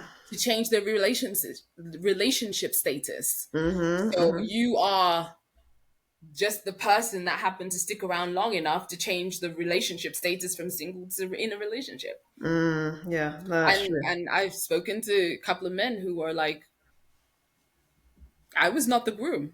Mm-hmm. I was just the place filler. Mm. That is sad though. That's very sad, honestly.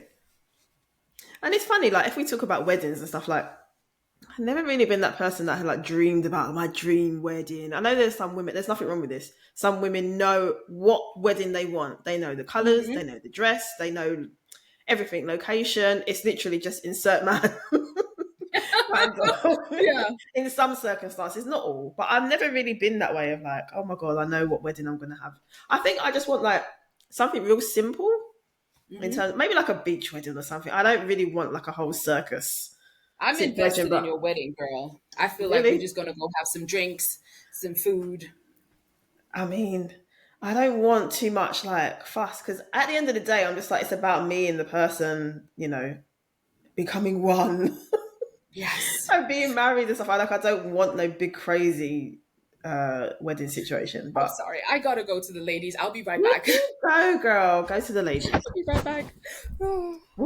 I will, but hold that thought because I want to hear about your wedding goals. I don't know. I don't really have anything to say about my wedding. And Well, you just hold on. I'll be right back. I'm just saying anyway, like some people already know what it is they want when it comes to their wedding day and stuff like that. So I'm just like, but I've never really been like that though. Never really been like that.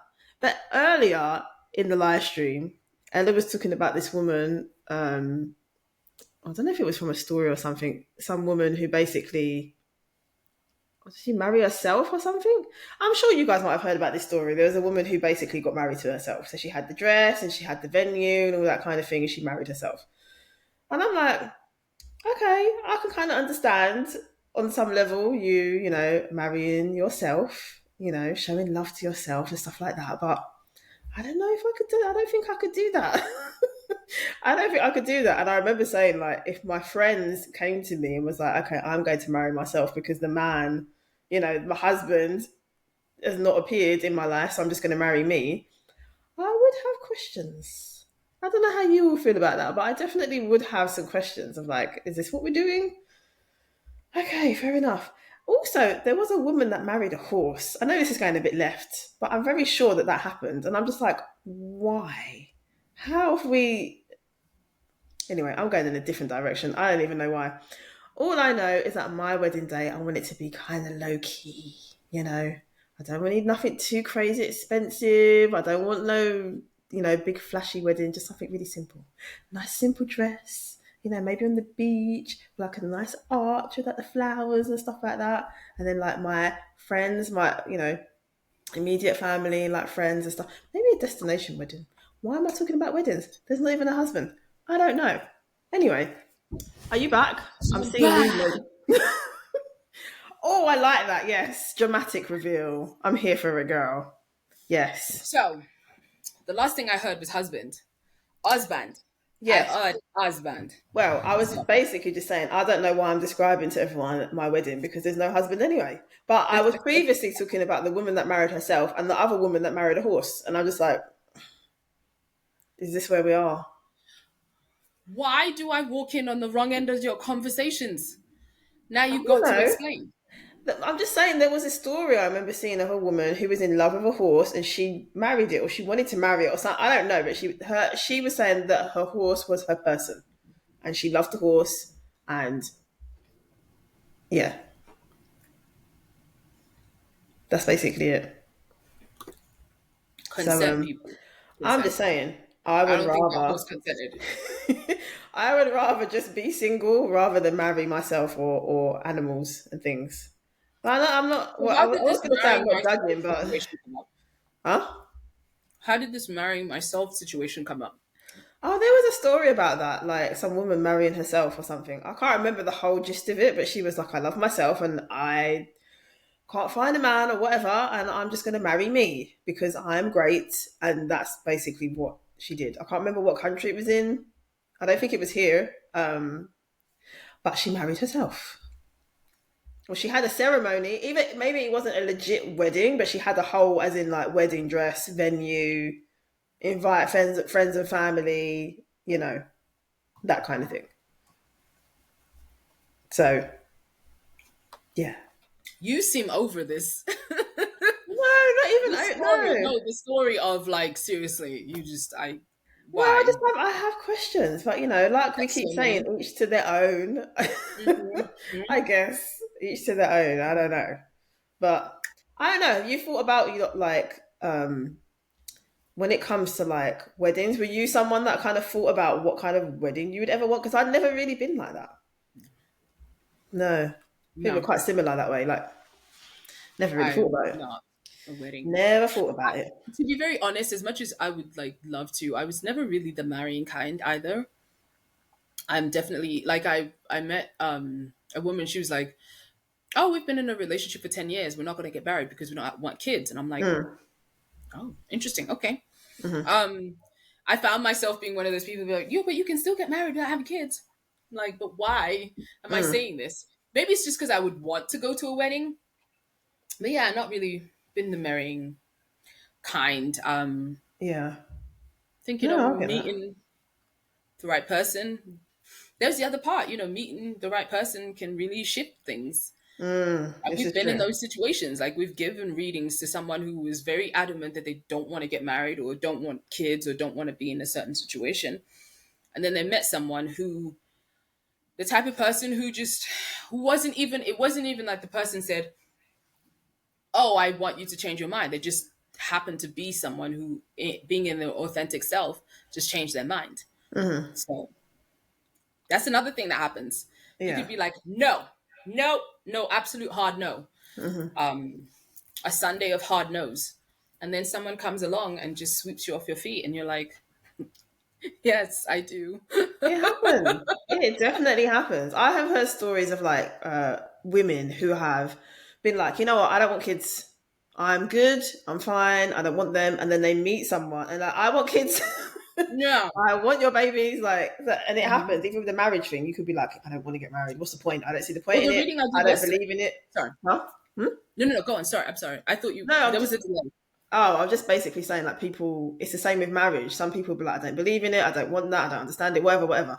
And then they meet someone and they're like, yes, if you ask, I will say Yes. I do. So you're right, it can definitely happen. Meeting like who you feel is your person, who really gets you and really sees you and understands you, and there's respect and there's trust and all that good stuff, can really change how you, don't know, how you look at yourself, how you look at life, everything can change your whole entire world. Because So, here's the other part, it's just like the reading that I did yesterday. mhm. The woman who had been in a relationship for 5 years with a guy, Yeah. and she's like, "When's he gonna propose?" And I just feel like this guy, when she walks away and she is like free of him, he Hmm. might be the guy who wasted her time for 5 years, and Mm. then within 6 months, he's married to and got someone else pregnant. It's just you're Oh, sometimes yeah. like sort of not the person. And Yeah. Yeah. yeah, that's Oh, and that's, yeah, it's and hard. also like you said with yourself, you're somebody, it takes you a minute. Oh, thank goodness. So I was just like all in the clouds, and I couldn't, and I realized I haven't eaten anything in a while, so I'm like, I have to bring myself. Yeah, I need to get something as I well. need to Yeah. go get some food. Yeah. Hmm. Um. So also, like, when you feel seen and you feel heard, you open up because it's a safe space. Hmm. Sometimes you just do walk around in this balled up. Think of a tortoise. A Yeah. tortoise, or what is that, one of those like animals that just kind of rolls itself around in a ball, Mm. because you're like, I've just got to keep myself protected from the world, because people are here to just take, and people are just here to exploit Yeah, and like a take hedgehog. advantage. But then when Mm. you're in the company of someone who just is giving as much as you do, you will open the F up. Like, Hmm. here, Yeah. here's my rent money, right? Like Well, that one, a different way. Anyway, yeah. go get some food, girl. No, I will, but it is true what you're saying. Like, here's my rent money. It took me out, girl. I don't understand where that came from and what relevance that has. Oh my god, it's so funny. But wait, before I get food, there was another subject that was being spoken about before, where a lot of women, girlies, feel like they are the person before, like, so like, let's say they're dating a man, and then that man breaks up with them or things fall apart, and then the next person that that guy's with, Mm, they get married to them and they give the them one before the everything. one. Yeah, it's like you're the one before the one, and you're just like, that must be really, really difficult. Hmm. I mean, I can't think of when that's, well, to be fair, all my relationships, when they've ended, I'm just like, I don't business what you do. Except for Go get one, them. except for the last one, but all the other ones, I'm just like, I don't care. But imagine just that feeling of like, I gave you everything. I loved you. I was there for you. Or I tried with you for however long it was, and you didn't give me anything back, or you didn't give me your best, or whatever. And then bam, you meet this person, and it's always quick as well. Like, it's like a month Mm. after you've broken up, or Yep. like 3 months. You're with this woman. You're talking about having babies with her, or you're engaged already and stuff. And it's just like, that is just so hard and it's so hurtful. Like, how do you even process that? You didn't give it to me. What was wrong with me? That's the kind of thought process you have. Like, why didn't you give me what you're now giving to her or giving to him or whatever? So it is Yep. definitely a hard thing to process. But I think with that, a lot of the times it's just like confirmation that that person just, well, obviously they weren't for you because they've gone off with someone else. But you have to value yourself and realize it's not about you.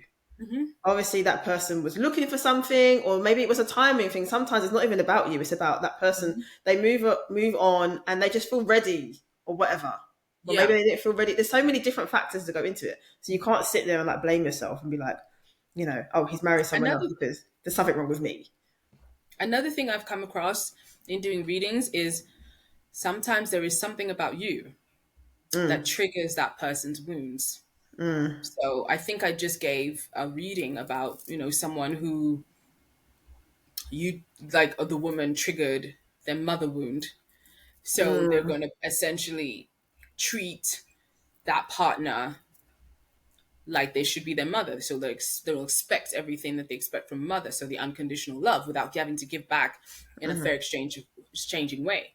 So Mm. then they can meet someone else who doesn't trigger that mother wound, and then they show up as a Well, provider. that's true. That's true. So But I then think even that, sometimes, you mhm, can't. I feel like really beat yourself up about it, because sometimes it's not even something you're doing, it's just who you are. Like, Hmm. for example, me and you were like very giving people. I'm very much, if I'm dating you, I will give you the world. I'll give you like literally anything. And you're right, for some people that would be a trigger. They'll be like, well, why? Why why are you giving me all of this? I haven't even really done Hmm. anything to deserve it. It could be the thought process. Maybe they're feeling like, I don't understand why you're treating me like this. I don't deserve love. I don't deserve all this, what you're giving me and stuff like that. But I'm just being myself. Hmm. So, and that's why I'm just like, it is important to obviously to reflect on things when a relationship falls apart, of course. But sometimes it genuinely isn't about you. Obviously, yes, there are times it is about you, of course. Depends on the situation. But I just think that scenario of like being the one before the one is just tricky to. Or like in that situation where it's like this person is someone that gives and gives, or it's like Mm, you think of like a traditional masculine who is somebody who is a provider, not just financially, but just provides your peace, provides stability and stuff like that. For a mm, feminine who is very receptive and kind of will create a nurturing space. So this guy can go into a relationship with somebody who triggers his mother wound. mm, And so the triggerer of the mother wound is then somebody who pays for the dates. She doesn't make a lot yeah. of money, but she's pays for stuff. So this man finds himself constantly taking and taking and consuming Mm, what she's giving, even while knowing that it's depleting her resources. But they're coming from the childhood trauma. Or mm, in fact, it might not have to be a trauma, but just think about it. Look at mothers, look at parents. They are exhausted half the time, mm, right? They're looking after their children. They're absolutely exhausted. They will give and pour into their child to the point of exhaustion. So if you're triggering the parent wound or what have you, you are able to watch someone who you should be pouring into and relieving of all that stress deplete themselves to fill you up, because mm, in your head you're not coming from the adult perspective, you're coming from the wounded child. mm. Because for F's sake, how are you a fully grown person acting like a toddler, right? But then Yeah, that's just the that's child true. that's coming from it. And yet Mm, then you leave that person and you go to someone else, and then you're back to being, oh my gosh, no, I have to pay for everything. Like, I'm going to provide you the home and the stability. And that's sometimes what's going on. So I'm very interested to see what's going on behind the scenes of someone, especially when they get into a relationship. From what space are you coming? mm-hmm. So it's always interesting. Yeah, yeah, you're right, girl. Well, I'm gonna go get myself a coffee and some cake, and then I shall return. Energy drink, girl. I'm energy drinking this because Yeah, but I don't like we the are halfway through. taste. I know we're halfway, 5 hours and 20 minutes. Look at that. Actually, before I go, just a reminder if you have love related questions and you would like a tarot reading, please do email us at the psychic clinic 444 at gmail.com. I will put it on the screen. Let me put that on there right now. Why are you. This is what I'm saying about technology when it doesn't play ball. Out here throwing tantrums, man. Okay, there we go. It's on the screen. So, oh, also, if you are looking for love, we're still going to attempt this matchmaking thing. If you are looking for love, send us an email, tell us about yourself and what you're looking for, and we will share that because you never know who could see it, you know? And we want to try and, like, do some matchmaking. We'll try. We've still got what, 4 hours and 40 minutes to go. So, yeah, and we still got some other things we need to go through as well. So I'm gonna go get my coffee and my little piece of cake, and I shall return. If I'll we be back. don't fall asleep and No, get no, no, blocked no. falling asleep. I'm gonna stay awake. I mean, look, we've done halfway, and actually, to be fair, it doesn't feel like it's been 5 hours. I don't That's know true. about you. Do you feel like it's been five? It doesn't feel like it to me. It doesn't feel like it's 5 hours, but I'm channeling a lot. Um, Ooh, girl. and Okay. I'm fading. Yeah. I Well, don't think I'm fading though. I'm not in my body. I So hear you, but I just want you to know. I want to remind you. Whose idea was it to do a 10 hour? it was our idea, Shell. It was your. It was our It idea. was you. We we It whittled was it your. down to 10 hours. Well, actually, that's the point. It started. Let's just put that out there. It started as 14. The idea was 14 hours for the 14th of February for Valentine's Day, and then I was just like, I don't know how I feel about how I feel about that's a lot of hours, and so we somehow got it down to 10. Um, To be tied to a chair and yeah, but it's cool because me and you have had conversations where we just talk for hours upon hours. So I just, just feel like it's kind of like that. And to yeah, be fair, we're at home. We are sitting down and we be eating and we just be talking. food and drink. So anyway, I'll be I might back. have to get into this alcohol, and we might have to do readings Yes. in a Well, little what bit. readings are we going to do though? What do you want to do? We'll figure it out. You go get some food. Okay, I'm gonna go get my coffee.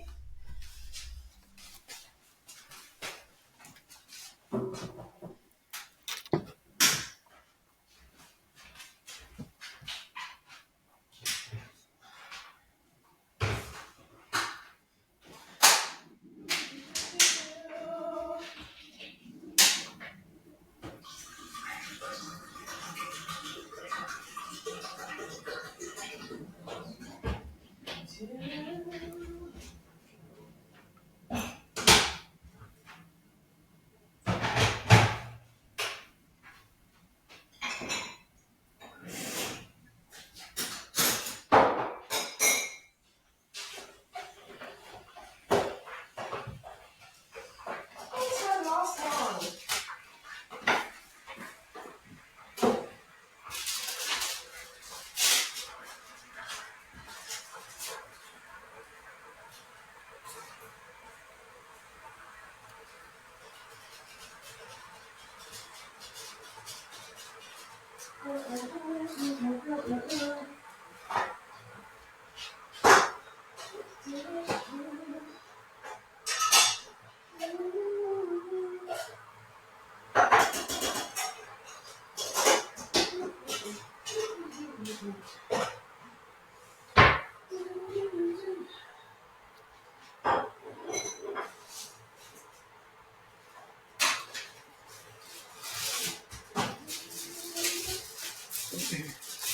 So I just want to say a huge thank you to everybody as well for coming Are through. you talking to And me or to yourself?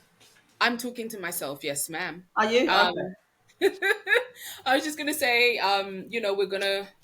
we're doing some fun stuff here. It's so funny. Yeah, so we have to do some more readings, and just for the, I don't know, maybe just people who are tuning in and watching, and let's see what's going on in the collective as the day goes by. That's the other part, that energy is a current that shifts, just like the water, it shifts in different directions all the time. So we'll, it could be different in the morning. You could wake up ready to face the day, and then someone gives you a side eye, and suddenly your day's ruined. Or you could wake up on the wrong side of the bed, and someone gives you a smile, and you're ready to live again and motivated to do something. So, especially like with women, the emotions always just flowing and just being, wow, yeah, it's a lot. So we're gonna do some more tarot readings. We're trying to match make some people. So come on, people, come on through, come on forward. Let's match make you. Let's set up our seats at the wedding. I need to go to a wedding. I need to buy a wedding gift. I need to be emailed a registry. Come on. Come on. Please. I didn't think I would ever be that person that's out here watching Nigerian weddings, and like how the wedding party goes in, like just comes in dancing, and they're like coordinated in their beautiful clothes and their colors. Oh my gosh. Love a Nigerian wedding. And the colors. I might just have to, look in the newspaper and see who's getting married, and just show up one day. Um, Or I may just have to be one of those people that pressures all of my Nigerian friends, like, you need to go get married because I need to come. So yeah, maybe that's the actually easier version of it. So anyway, Shell, you Yeah, might need to come back before I run people off because I'm coming. no, I get it, I get it. I'm just going down a rabbit hole that I'm not particularly proud of. Okay, girl, but see, hold on now. When you go away to go and beautify yourself and get food, I do not rush you, ma'am. Okay, No, you don't, because you're a good person. this is true. But I'm not finished. I'm coming. 1 minute. No rush. I'm No rush. coming. Not literally. You know what's so funny is I do lives on a daily basis, and here I am, can't hold the fort here right now. I'm struggling to hold the fort. But it's funny. I think I don't know what I'm talking. Well, you know what though, when I'm doing my own lives, it's just like, let's get straight to it. Let's get straight to the reading. And um and then we'll see what happens from there. This is- yeah.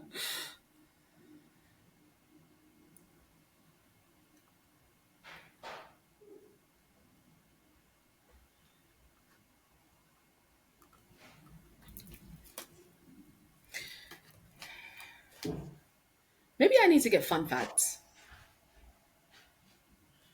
Wait, hold on. Let's see. Did she email me fun facts?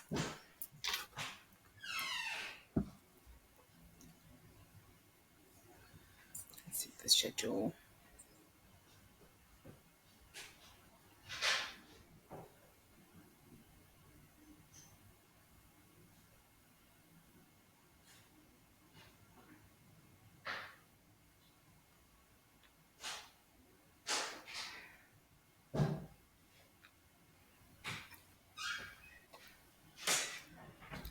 Fun facts.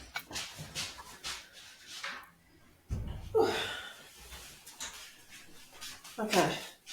I want to know what rabbit hole you were going down because I didn't hear. Well, I was talking about gate crashing Nigerian weddings. Oh, okay. Man, I love a Nigerian wedding. Not that I've been to one, but they Oh look so my gosh. fun. Mm-hmm. They The look so fun. colors, the just the when the wedding party comes in, there's a whole bunch of them, like, where the wedding party comes in and then they're like doing the dances and just the Yeah. Afro beats and just, oh man. Hmm. And then don't play with my jollof rice now. Mm-mm. I love jollof I don't do rice. spicy foods, but I will cough out my No. spice in a plate of jollof rice. Oh no, I Oh, that's some love good stuff. jollof. Mm, that Yeah, part. I do. I Oh, decided one day that I was gonna make it. yeah. Yeah, I just looked up recipes. That was Hmm. it. That's as far as it went, which is probably a good thing because I may or may not be able to be. I may or not. Wait, I may or may not be trusted in the kitchen. Okay. For me, my ex taught me how to make it years ago. I don't know if I remember, but I probably would give it a go with like a recipe. But Oh it's been a yeah, while since I've made it for real. But it's like my favorite, one of my favorite, like it rice is so good. dishes. So with a stew and stuff. Oh, girl, Mm. yes, making me That's the hungry. thing. It's one of those that you can eat by itself. I will just sit there Facts. Yeah, yeah. watching TV, eating jollof rice by Same. itself. Mm. Yeah, because probably 10 to 1, I picked the chicken off before I got to the rice. But Yeah. Hmm. Yes, girl. So, what do you want to do? You said you want to do some readings and stuff. I do want to do some readings. Actually, I have to say Mm-hmm. um, that maybe we might want to do a little bit of tarot reading etiquette 101. Yes. Why not? That makes sense. All We right, can do Shell, that. I'm going to text you. All right. I think. So, Yeah. I like how we've not really followed our schedule. We've just been here just no, talking. this is what I would knew happen. this was going to happen. I'm like, I knew. Oh my gosh. All right. So, tarot reading etiquette. We want to look at both Number sides, from one. the client side and then from like our side, from the tarot readers, the psychic side, I guess. Yeah. So should we start with the client side or from our side? What do you think? Yeah, client side. Because 21, it's mostly clients. And we've been clients too. Yeah. No, You that's know, true. even before we became like professional readers, we, the number of, anyway. Girl, I remember when I got a reading. I know I'm going on a side road. I will come back. I'm sorry. I remember when I got a reading because I was trying to decide between two guys, and the tarot reader was like, "Yeah, none of them." I was like, "Excuse me." I was like, "What do you mean? Surely it's one of them. Out of the two, you're telling me none are good options?" She was like, "No." Turns out she was right all these years later, but she was just Yeah. like, "Forget it." Anyway, um, Yeah. so tarot reading etiquette, psychic reading 101. From the client side, I think let's just start with the whole, be respectful. Not saying that anyone's not, but when you are getting a reading from a tarot reader, it's always nice to start with hello. You don't have to be like, hi, how are you, all that, but hello is nice. Because a lot of the times I get requests come through and it's just a question. There's Yeah. no there's no greeting or anything. I'm like, Tell me okay, this. because I would always greet. I would always greet Acknowledge a me as a client. human being, please. I'm just like, hold on a minute. So let's start there. It'd be nice when you're requesting a reading as a client to greet.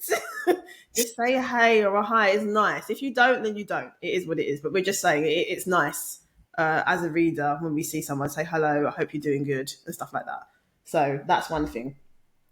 Also, when you are requesting a tarot reading, I think it is important for me anyway, how I read, I don't want to know too much about what is going on in your situation, just because, and I think you probably would agree, it kind of like can throw you off a bit in the sense of like, you're giving me too much information. So when I'm trying to like look at the cards or like tune into what's going on, I already know a lot and it can kind of like skew things. And so I kind of like to know the bare minimum, like what it is you want to know. Some context is always good, obviously. But when a client will come with paragraphs of text in regards to their situation, and I'm like, okay, I appreciate, I know it's taking you the time and you probably feel like this is helpful, but for me and how I read, it's kind of not helpful. And I think it's probably a better thing to just send a question, have a little bit of context, especially if it's something that would be helpful to the reading, but not too much. Not too much. That's my thought process on that. Yeah. I, Also, want to talk about the kind of questions that you ask. So, for example, baby. open-ended questions are better than questions that require a yes or no answer when it comes to tarot readings. So, first of all, I feel like if you want a yes or no answer, I do pendulum readings. Pendulum readings can give you a yes or no answer, but then you can't really expand on that. There might be something that you need to know. Maybe there's some insight or something or some clarity that I could have shared with you if we'd done a tarot reading. So if you come and you request a tarot reading and the answer is just like a yes or no, I always kind of worry like, what are you getting enough from it? Because we can't really expand unless I decide, okay, I would like to give you more information and then I pull some more cards, but then you might not want that. And I think that's another thing we have to be careful of as readers, is not to do things that you don't want us to do. Sometimes I will pull an advice card for someone and I'll be like, I hope you don't mind, but I feel like this is something you need to know. Sometimes people don't want advice, so it is a bit tricky for us to balance that out. But if you ask open-ended questions, it gives room for us to expand on the answer. And also when it's open-ended, it allows more room for like, what can I say? Self-reflection, and there's so much more information you can get when the question's open-ended compared to like just asking a yes or no question. And when questions, when will this happen, when will my ex come back? I think we covered this in the first video that we did, but the example I gave was someone asking, when is my ex going to come back? And I can understand why you want to ask that question and why you want to get the answer. The problem is when it comes to like tarot, it's a lot of the times based on current energy. Yes, we can look at future things that might happen, but time and free will, so many different things can affect the outcome when you get a reading based on a when and when you're looking for predictions. And really, that's not essentially what tarot really is for. So if you say, when is my ex coming back? And we do the reading today, and your ex is sitting somewhere thinking about you, and he's like, oh, you know what? I really want to get back with her. Like, she's the one for me. I want to return. Then he gets a phone call from one of his friends saying, come to this party or whatever. And he goes to the party, and then he meets, some other girl, or he bumps into one of his other exes or some other girl that he was messing with. And he's like, actually, single life's not so bad. We've done a reading for you saying your ex is probably going to come back tomorrow, or he's thinking about coming back. And then he's gone out and he's like, actually, no, I'm not. And so then things change.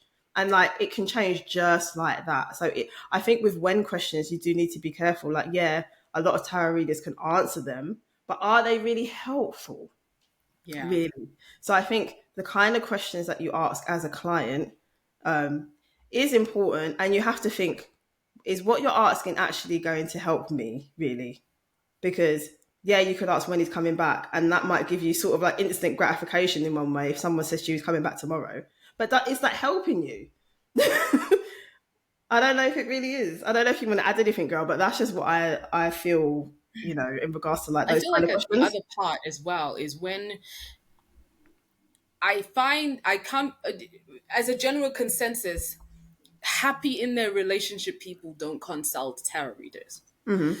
So it's usually when you're in not the best place Mm-hmm. where other resources that would usually help you anchor yourself and your emotions aren't working. So Mm-hmm. you have to consult someone who you feel can give you some level of hope. Yeah. um I do feel like I'll go back a little bit to when you were saying that don't give me too much, a little bit of context, a sentence of context. I don't know, are you married, whatever. I don't even need birth dates. I tune Mm-hmm. into energy. Just tell me a little bit about it and then ask your questions, because the question of um does he love me? Well, my friend, who is it, your 6 month old son or your father? Right? Okay, the assumption is that it would be my ex, but does he love me? And then if you put then context, it's like, oh, by the way, my I don't know, my dad who's just gone to marry some woman who's my age told me he doesn't love me, but I feel like he actually does, and he's going to leave me his money. Does he love me? Whereas I would initially come in with like, are you talking about your ex? So a little context helps, but Mm-hmm. also affirmation. So let me know, am I going in the right direction? Because ultimately, I'm picking up on a lot of information. I get a lot of downloads. And sometimes the downloads, we talked about this. There are times when I will get information and I'm like, I don't know what the fuck I'm saying. Excuse my language, but really the F bomb is needed here. I Mm-hmm. don't know what I'm seeing. I don't know what I'm feeling. I don't understand it. And then I'm there just debating, should I say this? Mm-hmm. And then when I say it, someone's like, oh, that. And I'm like, oh, my goodness. Thank goodness. Because if I hadn't said it, Yeah. this like a key issue. And the other thing, tarot does what it likes sometimes. So you can come in looking for a yes or no question, and then tarot's got a whole novel to tell you Mm-hmm. about your situation. So one of the things I'm not trying to plug, but I am trying to plug, but I'm kind of not trying to plug, but I am kind of plug my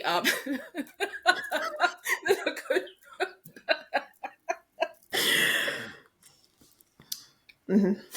show your facial expressions just take me out. Mm-hmm. I'm saying nothing. So on my page, Ella Empathy Needed, I do specific readings. It's not the collective. It's basically people will send me questions and a little bit of context, and then I will read on it. They so far I haven't gotten any like update me, but Mm-hmm. from the little context and by pulling tarot and just tuning in, I will get a lot, like get information. I'll like get a story. Now, sometimes the stories aren't that particular person who asked for the reading, but it's people around them. But tarot, a lot of times, will give you the information that you need to know in that particular point in time. Sometimes I can get information about a timeline, but sometimes timelines are relative to a specific person.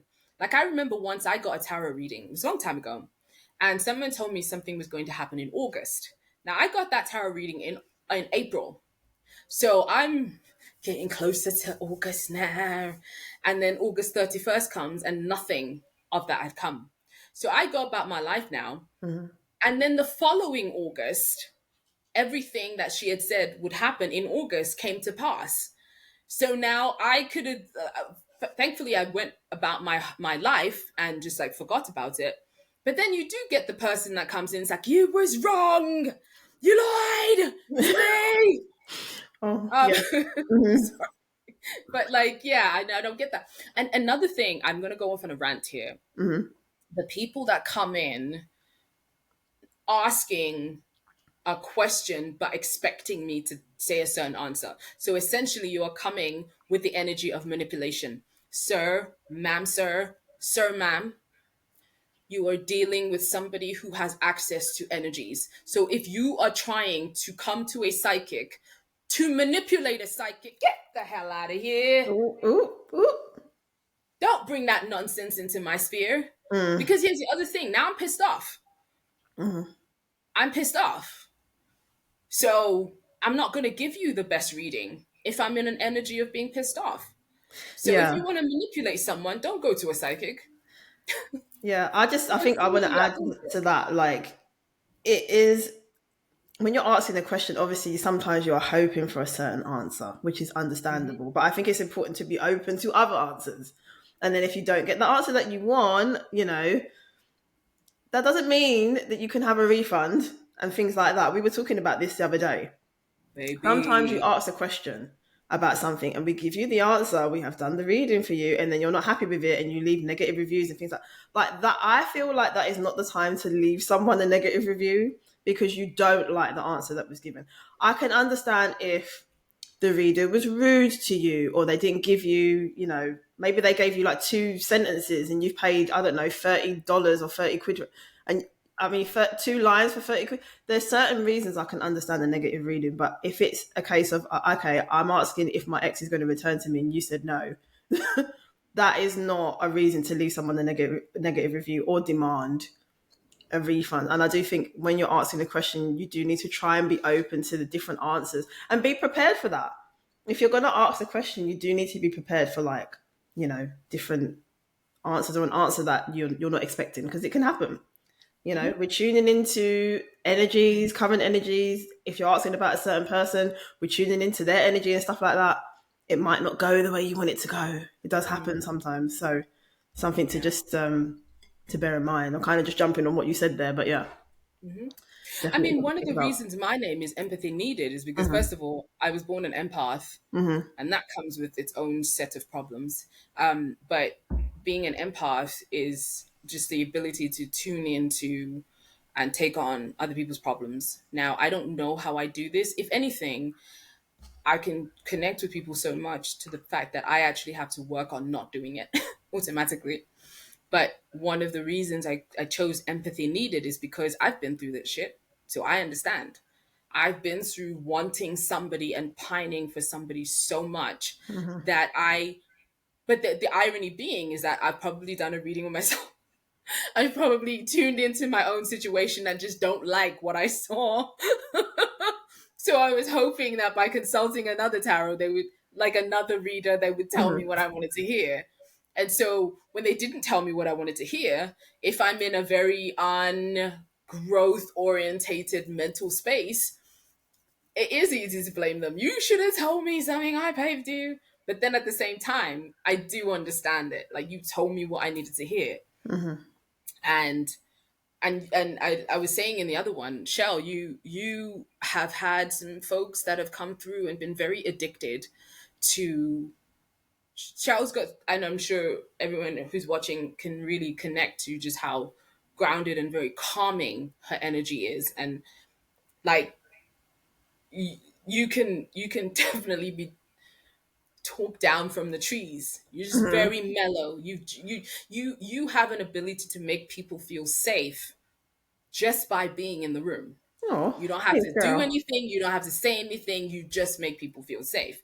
And so going into this, it is easy, and we've seen it, for people to get addicted to that nurturing, safe space that you provide.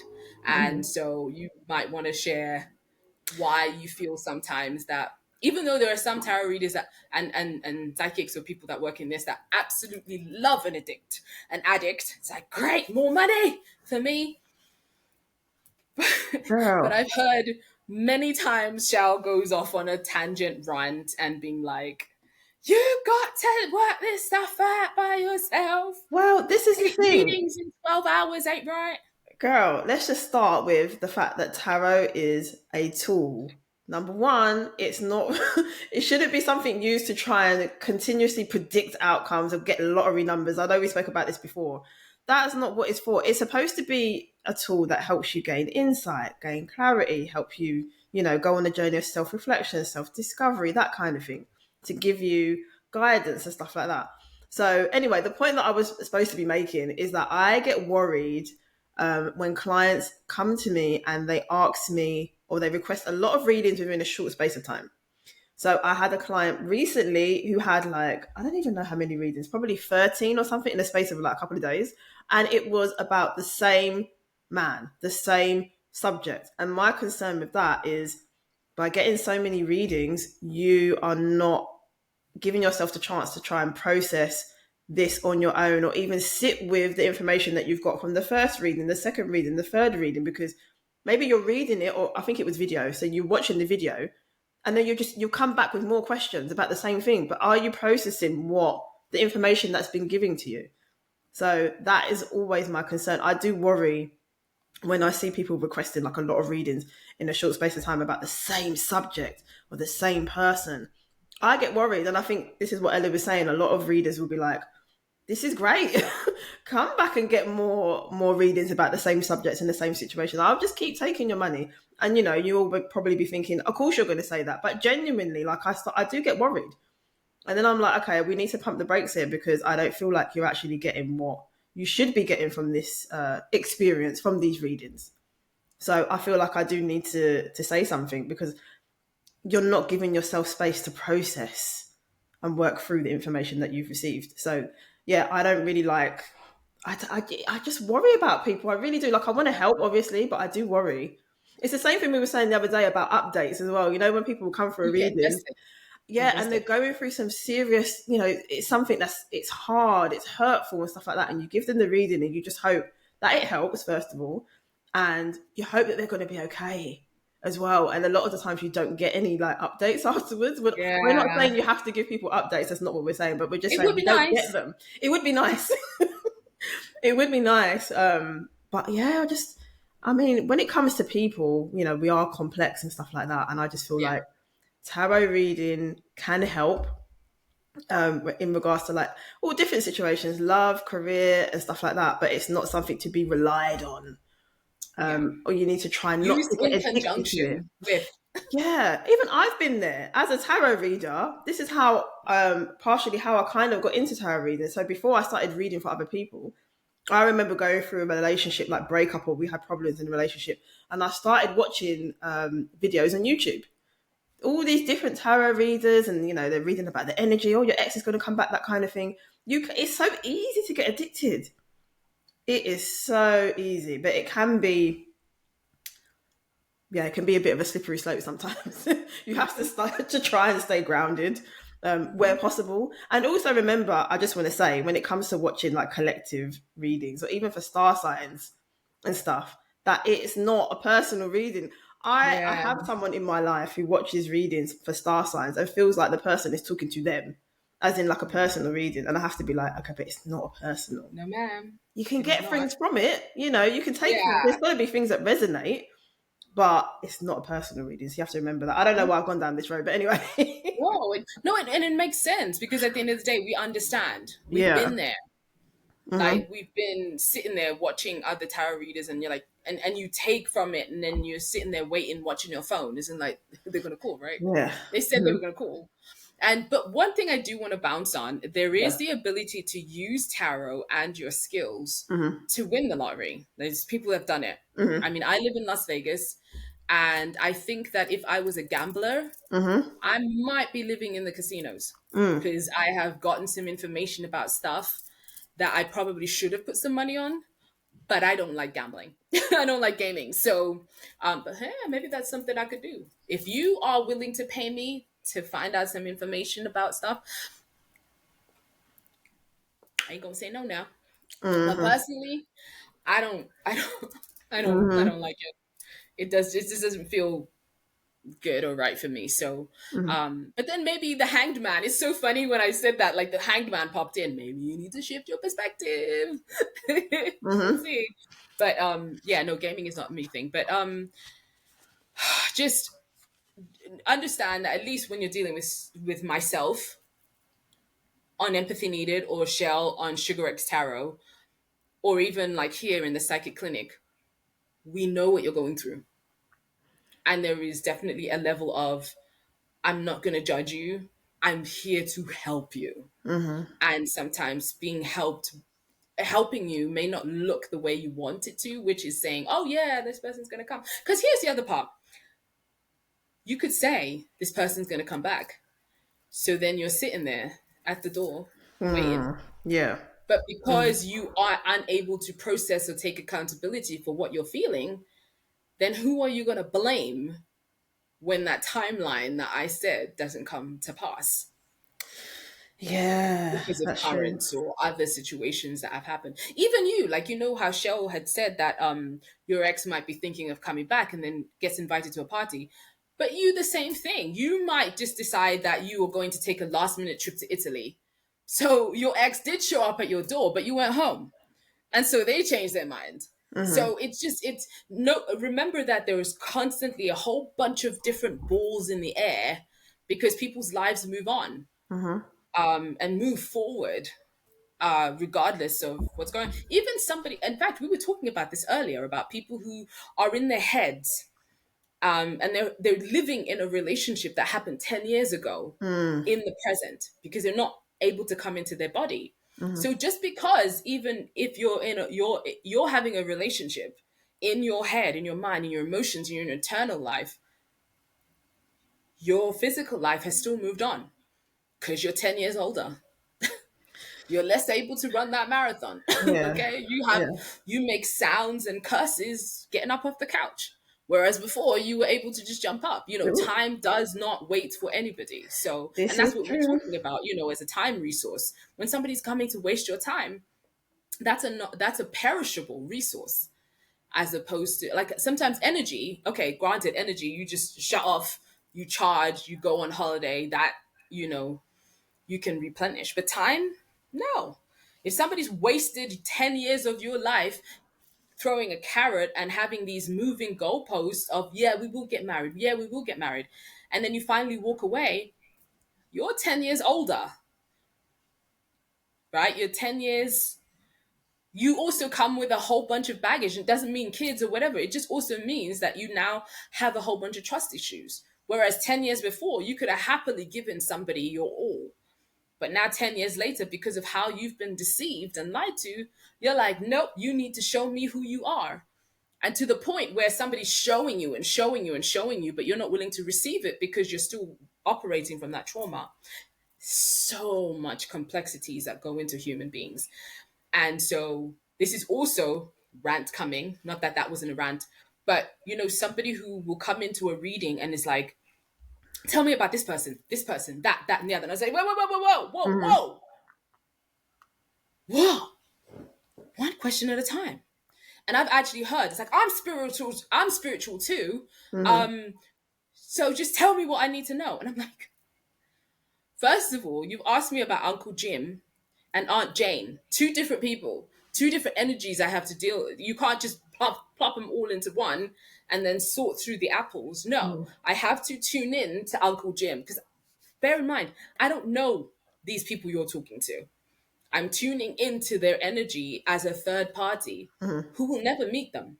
So give me a minute, right? Like, just give me some time to tune in to that person. If you want the best of what I can give you, just understand that I also need to be in the best space. I strive to always be in the best space when I come into a reading, but I'm also a human being and I have problems. Wow, we all That have you problems. know what I mean? So, and sometimes readings trigger me. Like, I just gave a reading and I got triggered by it. Sitting here ranting, like, where does this, yeah, I'm a human being Yeah. too. I mean, it happens. I've had a reading before. I don't know if you remember where the lady was saying to me, I showed her a card and I explained it was the main card for the question and then a clarifying card. I showed that to her. She was like, "Well, I think it means this, that." Nothing wrong with that. You have to also interpret these things how you want. But the way that she was kind of talking to me was like, "You don't know what you're doing," kind You're of thing. wrong. Yeah. Yeah, and so I had to explain to her that basically the reason why I said what I said is because this card was the main card and then the other card was the clarifying card. Now, had it been the other way around, then I could agree with the way that she was interpreting things. And she was like, "Ah, okay, I see what you mean." So I was like, there's no harm in taking what you feel, like looking at the cards and getting what you get from it. But I do take issue with people saying, oh, you shouldn't read like that. Like you shouldn't tell people how to do their job. Would you do that to a doctor? Really? No, probably not. Yeah. Like I'm open to constructive feedback, of course, but please don't tell me like how to read Yeah. because and anyway, we all read differently. And I think a That lot of people they do get readings from different tarot readers and yeah, tarot readers actually do read we don't all read the same. Actually, maybe we should talk about like how we read and then yeah. move on to like from the tarot reader side in regards to tarot reading etiquette and stuff. How we even came about this. Like Yeah. so like I said, I've been into this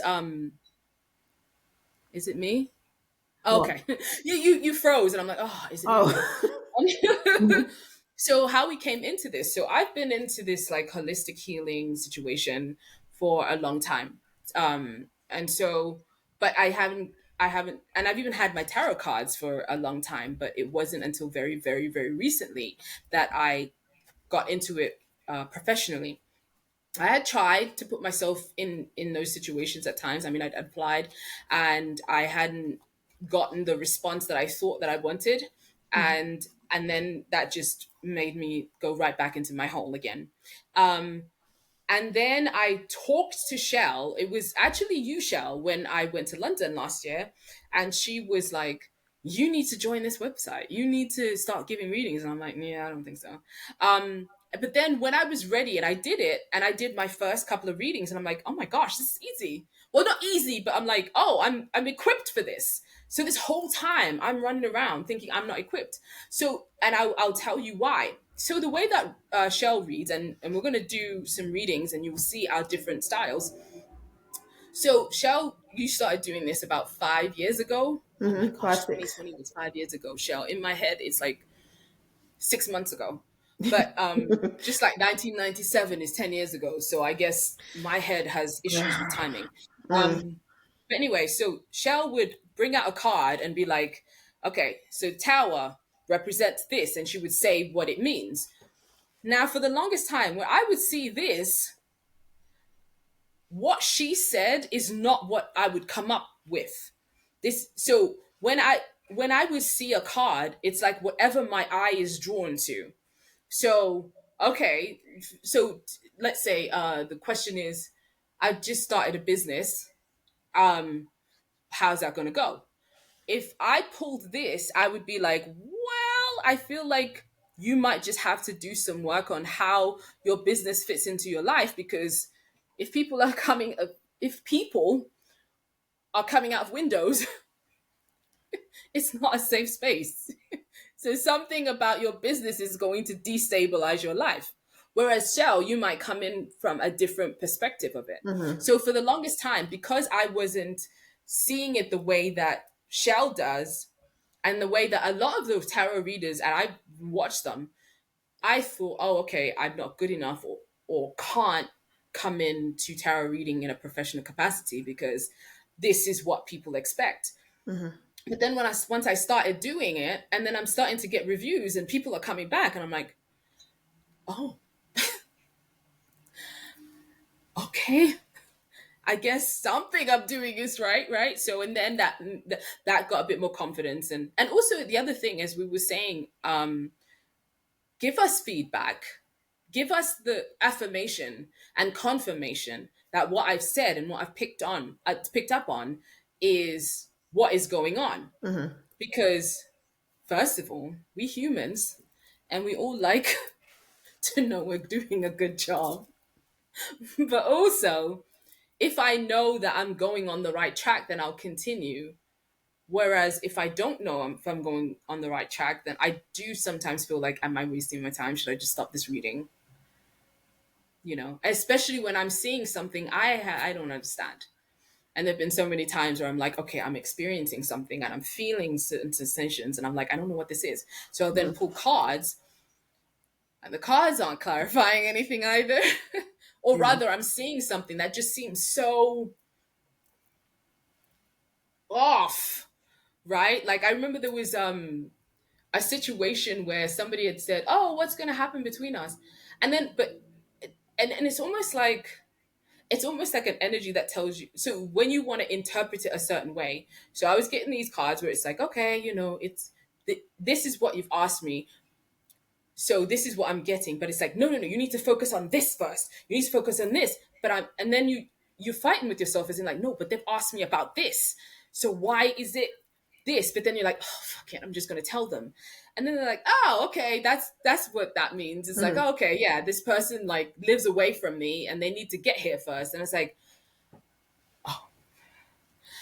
but also thank goodness, because I'm here thinking I'm going crazy Mm-hmm. with so much energy going through you sometimes. The level of tired you can get to sometimes is Mm-hmm. like, I don't even know what I'm saying until I go back and read it or listen to it. That's the fun part of channeling. I don't know, when I'm in a channeling space, I just have to get out of the way. Yeah. And I think, yeah, with you, you get information. Like you can do readings without tarot cards. Basically, you can do readings without. Whereas I need my readings. So I think the way that you read is different and it's very special. Mine is like I'm an intuitive tarot reader, so when I'm doing a reading, I do need a minute It's to just special. sit.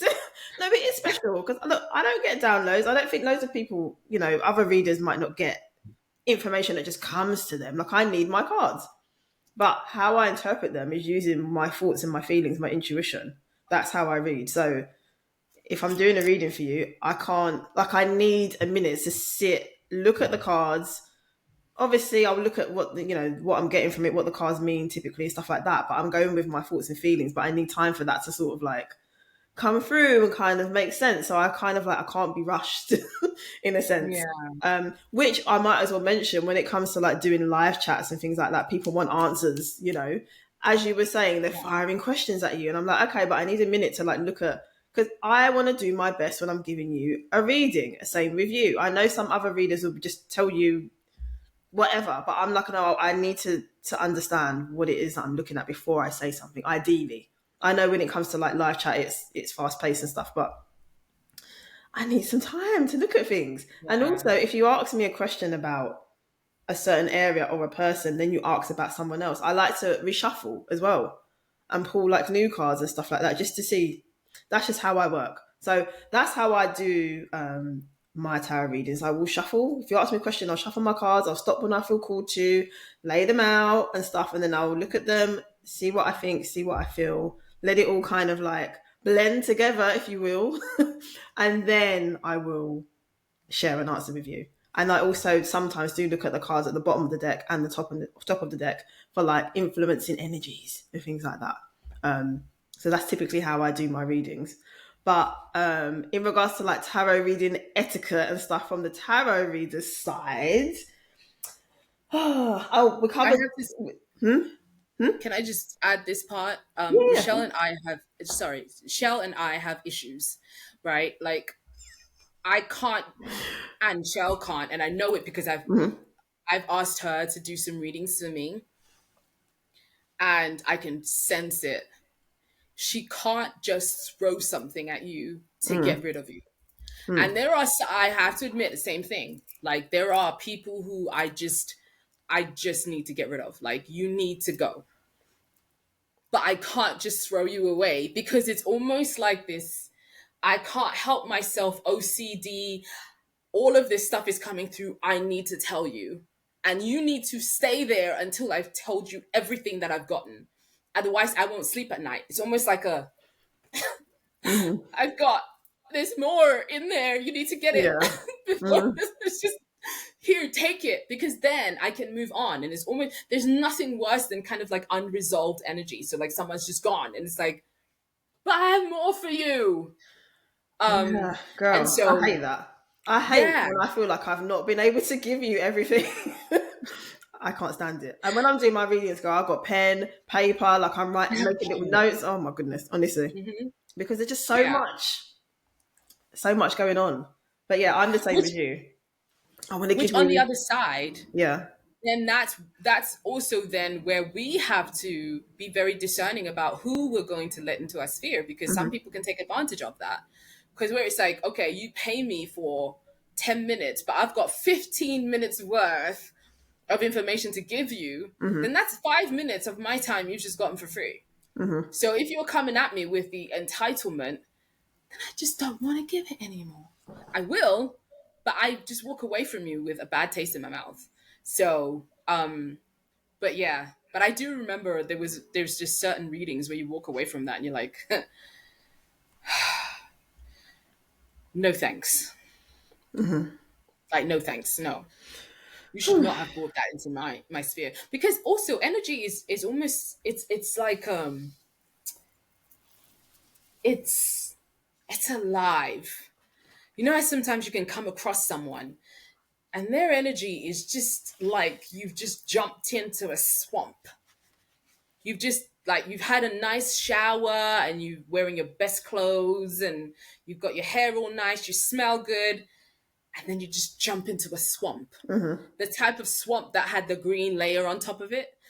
Oh So God. just like sometimes being around people is, as some people's readings, it's just like I could have done without that. But you Yeah, know, I mean, but yeah. some readings are difficult to do because of what they're asking, or sometimes you can pick up on their energy of like they're feeling really hurt about something, and you can literally feel it. Even if it's they've emailed you a question, you can feel Mm. the hurt and like what they're going through and stuff. So some readings are actually really really hard to do. And then that Mhm. does link into the fact of like, we don't get updates. So we do the reading, we give it to you, and then it's like, well, wish you well, we hope you're okay, kind of thing. Yeah. Because yeah, I don't know, people be going through some things, girl. Yeah. Um, And sometimes it just affects you. it It affects you. does. Like I remember one of the very Mm-hmm. first readings that I got was a grieving parent Mm-hmm. who had just lost a child. Now, how What the hard? do you process that? Mm. Right? Like, granted, I was very surprised at how easily I could get information. Well, I mean, I shouldn't have been surprised. I've been able to get information, but still, you just it's just that's a lot. That's a lot. Mm-hmm. And so you take that home with you. It's just Yeah. like, therapists. I remember once upon a time, Shell trained to be a therapist. And I'm like, she would make a great therapist. First of all, the safety and just feeling cared about, but you're also intuitive. I think you would have done well. But at the same time, you would have probably been drinking or like Girl, just, unhealthy coping mechanism because you take that shit home. it's So, true. I mean, even with the tarot, like I do, as I was saying, I worry about people and stuff like that. But I think what it is with me, because I was going to be a counselor, I was going to go through the training and everything to do that. But I think, and this is no disrespect to counselors or anything like that, but the way that counseling is done is very much by the book a lot of the time. And it's like you have to follow like a certain framework. And I had a bit of an issue with that. Not to say I couldn't do it, I feel like mhm. I could, but at least with tarot, it's a bit more. I mean, there's no rules. There is rules in one way, but there isn't. So like, I can give you certain information and stuff like that. I don't have to follow a textbook It's not way a of you one size fits processing. all.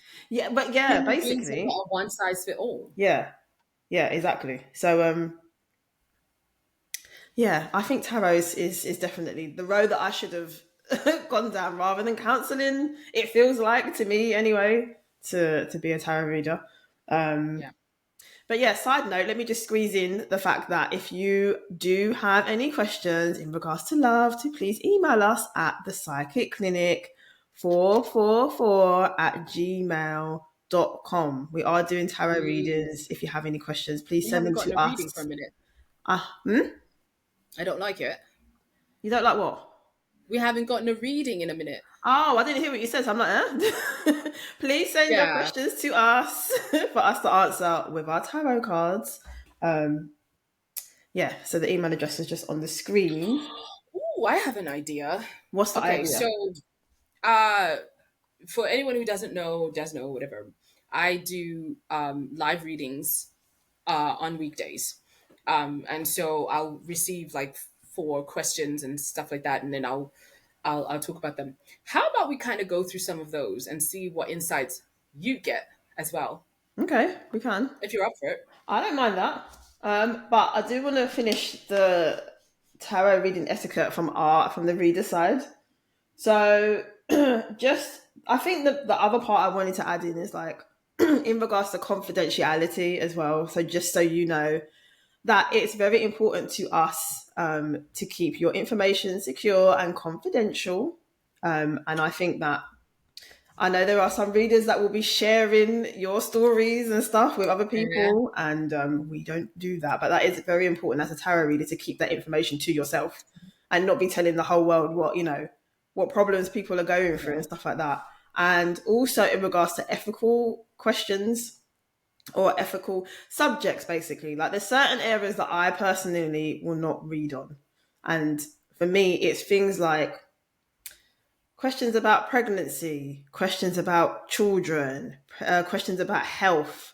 If you're asking for financial advice, as in, I don't know, should I invest in this stock? Or like for me, that's just not what I do. So there's certain areas that I would not read on, but all the tarot readers are different. People read on different things, and I think it is in one way it is good because if you have a question and you really are seeking an answer, then you could get an answer from somebody.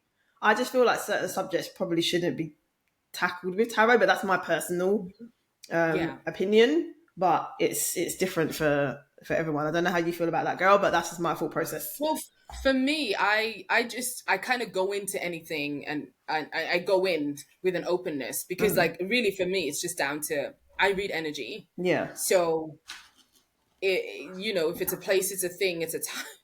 Like people, places, things yeah, is basically what I read, and if what you're asking me about is something that I can tune into, then I'll tell you about it. yeah, I'm thankfully I'm not afraid to be like I'm not getting an answer from that. I don't know. Because like we also did say that some answers are shrouded.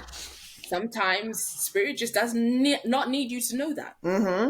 And their reasons are their reasons. We are just the medium and the conduit through which the answers come. yeah, So sometimes I'm not afraid to be like I'm not getting an answer to that. And also, as much as I see energies, I don't see yes or no's. I don't yeah, see nuances. So kind of like I'll get somebody to be like, "Is she with that guy today?" I don't know. I'm yeah, sorry. Like I don't know. But what I am seeing, and sometimes it will be like I'm not seeing. And so that's the other part. Like I will sense an energy around someone, and I will sense whether that is a feminine energy. I will sense whether it's a masculine energy, and sometimes I'll be able to sense whether there's a romantic relationship in that. Because sometimes I'll be like, somebody will ask me, "He's like, did he go on vacation with her?" Well, what I will see is that they're yes, they're on a vacation with a her, but I don't sense a romance in their interaction. yeah, And that's what I will say. And sometimes somebody likes it or doesn't, but that's the way that my information comes up. And here's the other thing. Different people interpret different information yeah. different. This is true. So how I will get certain information, I am interpreting it through my lens and what I'm going through at that particular point in time. Yeah. So if you ask Shell the same question, even if she did have the same abilities and skills that I did, or if I did have the same abilities and skills that Shell did, we're two different people who live in two different countries who are going through two different things. So you're going to get different answers from different people and that's why, find someone who resonates with you. Resonance is a big thing. It's like, Yeah. it's huge. Just find somebody you resonate with and then go in that direction. Because sometimes I could give somebody a good answer or rather show up as my best, but I just don't resonate. Well, that person just doesn't resonate with me. And then there are some people, my gosh, this is why I couldn't live in London and had to leave after a while, right? Is that I pick up on energies to the point where I start like feeling it within myself. I Mm. remember I was always having issues on the bus. I would break out into tears for no reason. Mm, yeah. Oh. And just start making plans for money I didn't have because that was what I was picking up on. And some people are just open books. Mm-hmm. Open books. Mm-hmm. Just the same, like the same people you had said, like paragraphs upon paragraphs before you even get to the question. Sometimes you're like, what's the question? What are you That. asking me? You've just told me Yeah. everything about your life. Mm-hmm. What do you need my help with? And I don't want to be rude because, like, sometimes it's like, but then when you have a certain amount of time, it's like, yes, so what do you need to know? I mean to be rude, but like, what do you want to know? Mm. So, Yeah, no, it definitely happens where you're like you're trying to find the question. There have been times where someone's giving me all this information, and then I'm like, okay, so I feel like because I'm going by feeling, you want to know this, and they'll be like, yes, and I'm like, okay, okay, fine, right, I'm we going to got try there. that. I might have to try I it. tell you, sometimes you pick up on what people really want to know, especially Yeah. like questions that are difficult to ask, like cheating, for Yeah. example. So I Ooh. remember there was a lady, she was kind of skirting around what she wanted to know. And I was like, you want to know this, whatever. She was like, yeah. I'm like, okay, I get it. Mhm. I get it. So it happens. It Yeah. definitely happens. But yeah, And also, we don't judge. we Well, don't judge. We don't judge. Anyway, we've been through some things in our lives. I think that's what makes us like good yeah. readers because we've been through a lot. And yeah, like naturally, we're not judgmental people. Anyway, I feel like we're very thoughtful, kind, Hmm. caring people, and we get it. People go through some things. We've all been through some things. So, how does it We've help you all for us lived to be through judging? pandemic, for goodness sake. So, I Yeah. mean, Well, anyway, girl, what is the first story that we are putting oh, cards yay. on? Sorry, I got lost there. It's The okay. detours I go on. We both go on detours. Mate, yeah. We both do. Oh my You gosh. just, sometimes you just need that person that's just going to let you go down the rabbit hole Mm-hmm. and just be ready with the ladder when you're ready to climb out. Mm-hmm. Shells that to me, and I like Mm-hmm. to think I'm that to you. Yeah, no, you So, are. You actually are. no, I, you know what? I'm surprised hasn't happened. what? But then, we seem to have switched roles. Usually, I will be the one that's taking over the conversation, whatever. But when you've gone, I'm like, I don't know what to say. Mm-hmm. And it's usually you who's quiet. So when I've gone, like Shell's been holding it down. She's been doing what she's doing. And then usually it's Shell who goes off on these rants. Oh I my know. goodness. I love a Shell rant. Mate, I will listen to that all day. It's Girl, funny. I It's haven't ranted hilarious. though. I actually haven't. You I don't haven't. even know like what's going on. I think you're right. Something has swapped Yeah. because we're acting differently. I'm like, I'm not even. I've not ranted about a thing, but you did quite early on into the live stream. I can't remember what it was, Several but you, times. right? You've gone on a yeah. I don't know Yeah. what's happened. Yeah. Maybe in a future live stream we'll swap back and I'll be like ranting about this, that, Maybe. and the other. I don't know, but I feel like I've probably developed a persona to myself as someone who just complains a lot. uh, Because like, yeah, so it's like this mhm, is this is the snapshot that anyone who's watching is probably seeing, and they're like, "Ooh, mhm, you're a bit much, mate." But mm, not. I don't know what's happening. I do feel yeah, like I'm not fully in my body. So basically, when a lot of energy is running through, the mhm, equivalent is think of a child who has a coloring book, yeah, and then they're coloring outside the lines. mhm, I'm mhm. currently coloring outside the lines. Okay, I see. This is interesting. Yeah, I'm like, what's going on today, girl? What's happening? yeah. I don't know. I'm gonna have to sleep, and I'm gonna have to, I don't know, buy pizza or something. Girl, yeah, I don't know what I'm going to eat, but I feel like I need some kind of Yeah, carbs. yeah, something to just bring us back down to earth. Definitely, definitely. All right. So, what is the most? Well, hold on. So, a couple of like last week, I'll bring everybody. So I had a reading where I channeled the spirit. Whenever I channel a spirit, I just go off into the woods, right? Like go off. So I came back as an energy release. I just could not stop laughing. But in the starting to laugh, I was asking about a vet whose Mm-hmm. question was, I think my boyfriend's mom treats me like I'm her competition, but my boyfriend doesn't shut it down. That's some juice right there. Mm. What would you like to do that one? I mean, we could start there. Or there was one yesterday. And by the way, yes, even though Shell has said that, confidentiality, we're big on that. These are people who have emailed specifically knowing that their stuff is going to go on YouTube. So Mm-hmm. what we do is we have two types. We have the readings that are private and are paid. So you're paying for a reading, then it's just between you and me, or between you, Shell, and I. That's the other thing about what the maybe we haven't actually explained what the psychic clinic is. That's Psychic clinic is just, even though we're launching with the 10-hour live, um, what it is you can actually book a session with Shell and I mm-hmm. privately. So we'll get on Zoom with you because obviously we can't be there with you in person. I'm in Las Vegas, Shell's in London. And then you ask your questions. You have an hour and you can ask about anything. And then we will get the insight and information for you and we'll work through you with stuff. On the other side of it, there is, if you want a free one, then the mutual understanding is then we use your story for content. This is also why we invite people to not use the real name if you don't want to, and just like omit certain details, but just also give some context, 3 questions, and then we will just do a reading on it.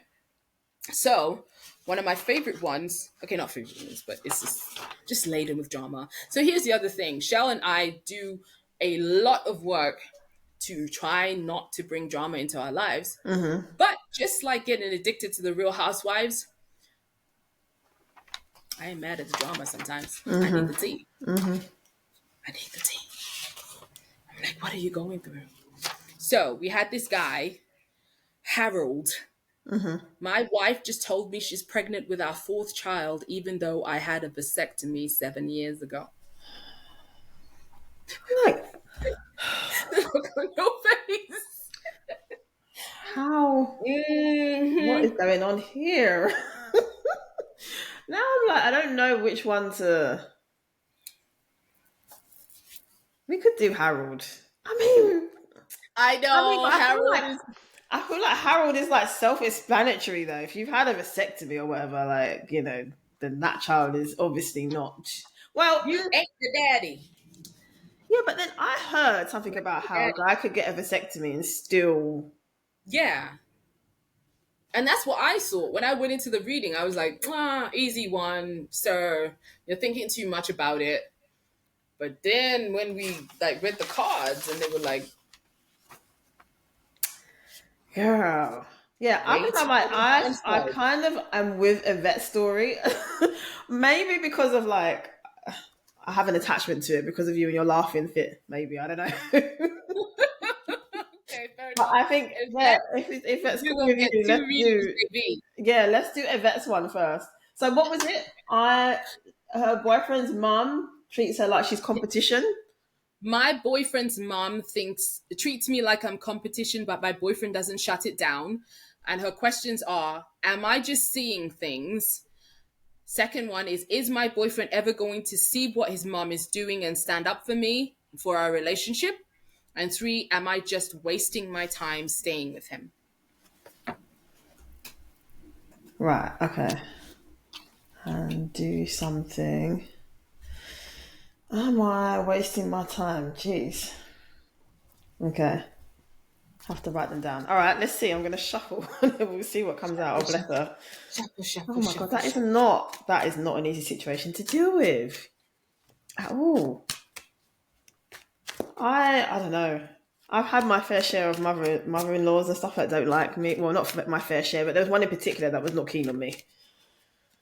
I know it's a different storyline, but jeez, family can affect a relationship. We said we were going to talk about this, but Yeah, we will actually. Yeah, we do need to to get through our other girl, segments as well. it's like we are. Wait, 3.5 hours left. I 3.5 know. hours But left. it's weird. It doesn't feel like I've been on for 6 hours. Yeah. Weirdly, to me anyway. Yeah. Yeah. Mm-hmm. Around 12 o'clock, we were lagging. But now it just feels like, Mm-hmm. I don't know. I just feel like this is what we came to do. Like we're helping people, like,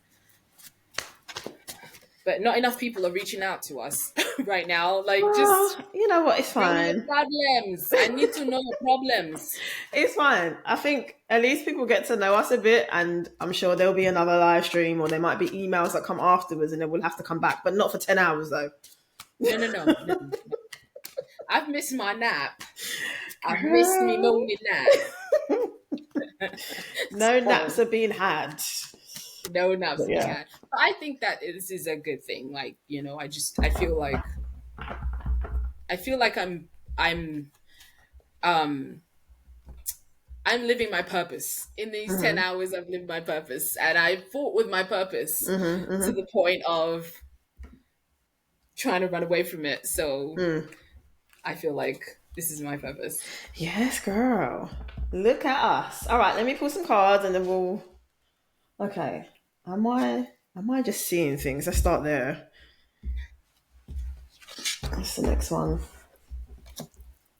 What was the second question? Is my boyfriend going to see what the mum's doing? Is it and do something about Yeah, it? is my boyfriend ever going to see what his mom is doing and stand up for me Oh, for our relationship? and stand up for me. Whew.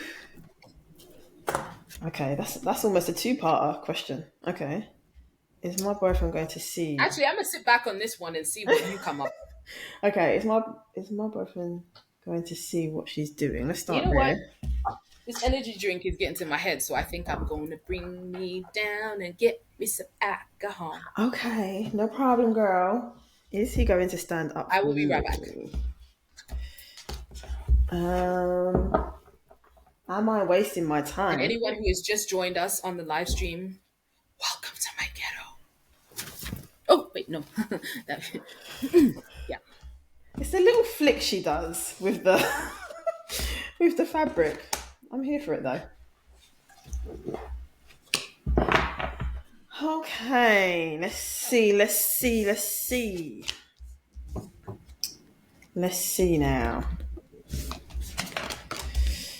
Oh, is he going to see? Four of Pentacles. Hierophant card.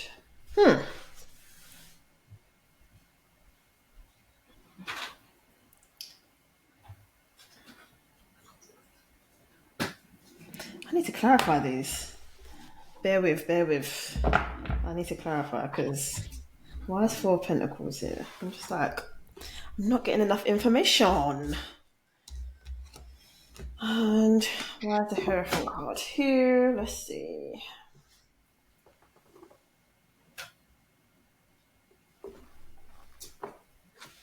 So alongside my drinky poo, I'm gonna put the kettle on. Uh huh.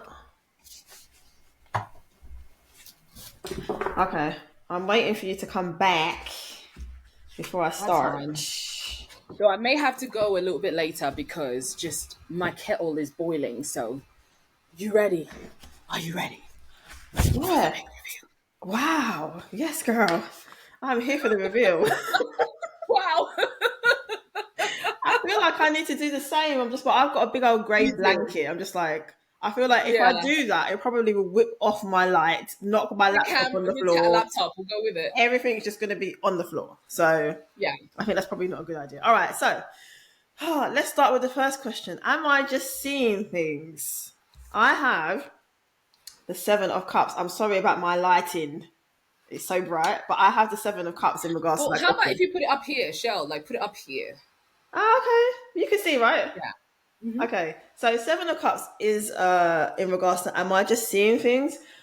I feel like this is saying to me that it's not a case of are you seeing things. There seems to be a lot going on. I do feel like your boyfriend could be doing more. I don't think it's a case of you seeing things, but it could be that you're kind of like maybe making it a bit more bigger than what it is potentially. I don't know. Because this is a card of like not being grounded in reality and stuff, and like having like big ideas and like being in fantasy land. So I'm like, I'm not saying that there isn't some crappy stuff going on in regards to this whole situation. You know, all these different cups have different things in them, some good, some bad. So I feel like, Mm. yes, there it's not a case of you seeing things. There are things going on that's probably not right. But I do feel like you might be, it might not even be a case of like, how can I put this? It's just a thing of like not being grounded in reality or giving your boyfriend a chance to really and truly like do something. It's the feeling that I'm getting, but I can't.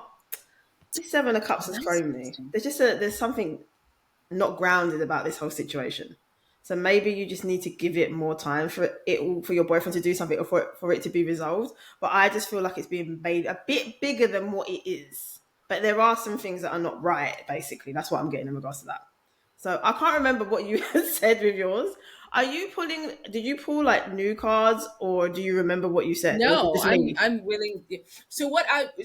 No, I love this actually. I Okay. love this because here's the thing. Sometimes, a lot of times, Shell and I will pull cards on a similar situation, Mm-hmm. and then we'll get to the same. But also, there are times where we will get like emphasis is placed on different things. Mm-hmm.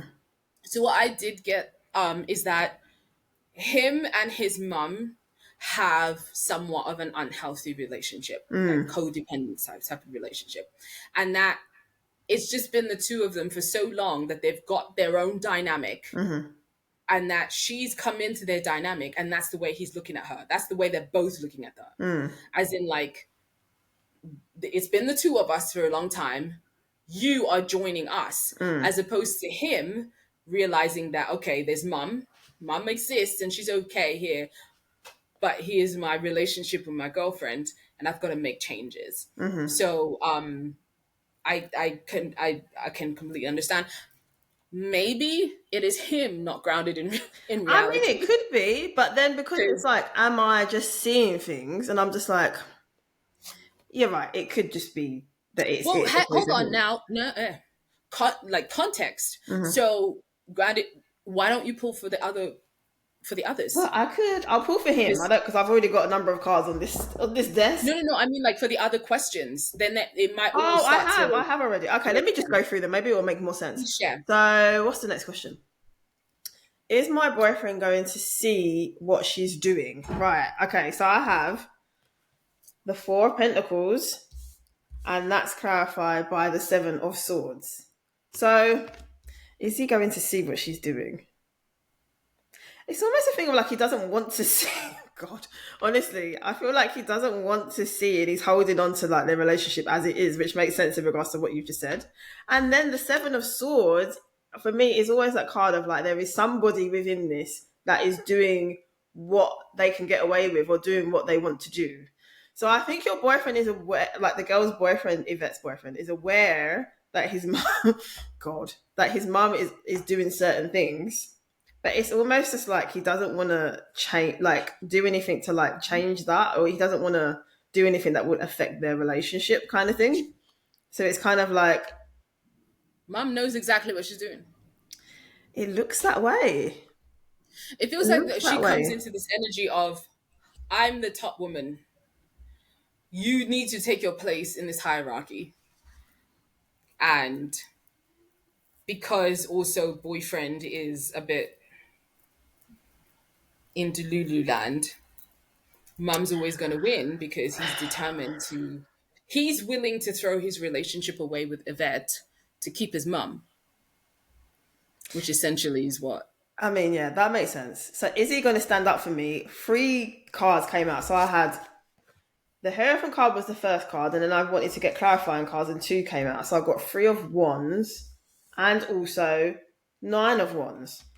I feel like right now, I feel like the answer is no in regards to standing up for you at this point. I feel like what this is basically saying is like, if you decide to create some distance between you and your boyfriend because you're fed up of how things are, or I don't know, this always to me is a card about distance. It's like once you decide to like kind of pull back, or you you're kind of like firm with him in regards to like what you expect and that kind of thing, and you kind of like, I don't know, I don't want to say go on a break, but I just feel like there might be some sort of like distance between the two. Maybe they'd be arguing or something. I don't know. The only way he's going to do something is when you decide to like pull back, basically. I've gone a long way round to say that. If you decide to pull back and be like, I can't deal with this or something like that, then he will do something. But if you just don't, if you allow this to continue and you don't say something, like really put your foot down or really like create distance between you and him, because sometimes you do need to pull back in relationships because you're not happy with certain things. And then that's when someone decides to do something to rectify things. That's the kind of like feeling that I'm getting in regards to that question. It's like right now, I don't see him really taking any action until you take action to like pull back, is what I'm getting in But regards to also, I that. feel like she's dealing with this is something that didn't come up in our reading, but she's also dealing with somewhat of an immature energy. Like, I just feel like he's a bit emotionally immature. And so it's easier for him to keep the status quo because, it's easier for him to kind of like hide behind mum's purse strings. Mum lets him get away with what he gets away with, but a girlfriend holds him accountable. And so Yeah. a grown man or grown woman is okay to have a partner that holds them accountable, but someone who is grown but operating from a wounded child is looking for somebody that will just let them get away with whatever. Toddlers, no boundaries. Yeah. I don't know. I just feel like with this card being here, that this could represent the mum, as in, she's, I guess, at the top of the Right. food chain, That maybe part. how the boyfriend looks at it. And she So, knows it. yeah. And so I just keep getting this thing of like, he needs space or something needs to happen for him to actually reflect on this situation and then be like, okay, I need to do something.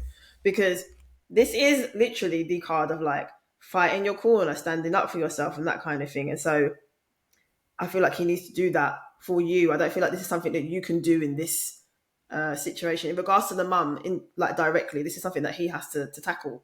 But I just feel like he needs space to see it. I don't know what it is. It's like he's not seeing Yeah, that makes sense. how maybe bad this is or how it's affecting you, stuff like that. But I'm still thrown by this Seven of Cups because am I just seeing things? Let me clarify that because I'm just like, hold on. Let me pull another Shell's card. invested now. I I'm love like, it. That look on her face is like, I need to know. We're I'm getting to the like, why bottom of is this. the Seven of Cups here? The Star card. We're God, I getting have the to Seven the of bottom. Cups. And then to clarify, I have the Star card. Am I just seeing things?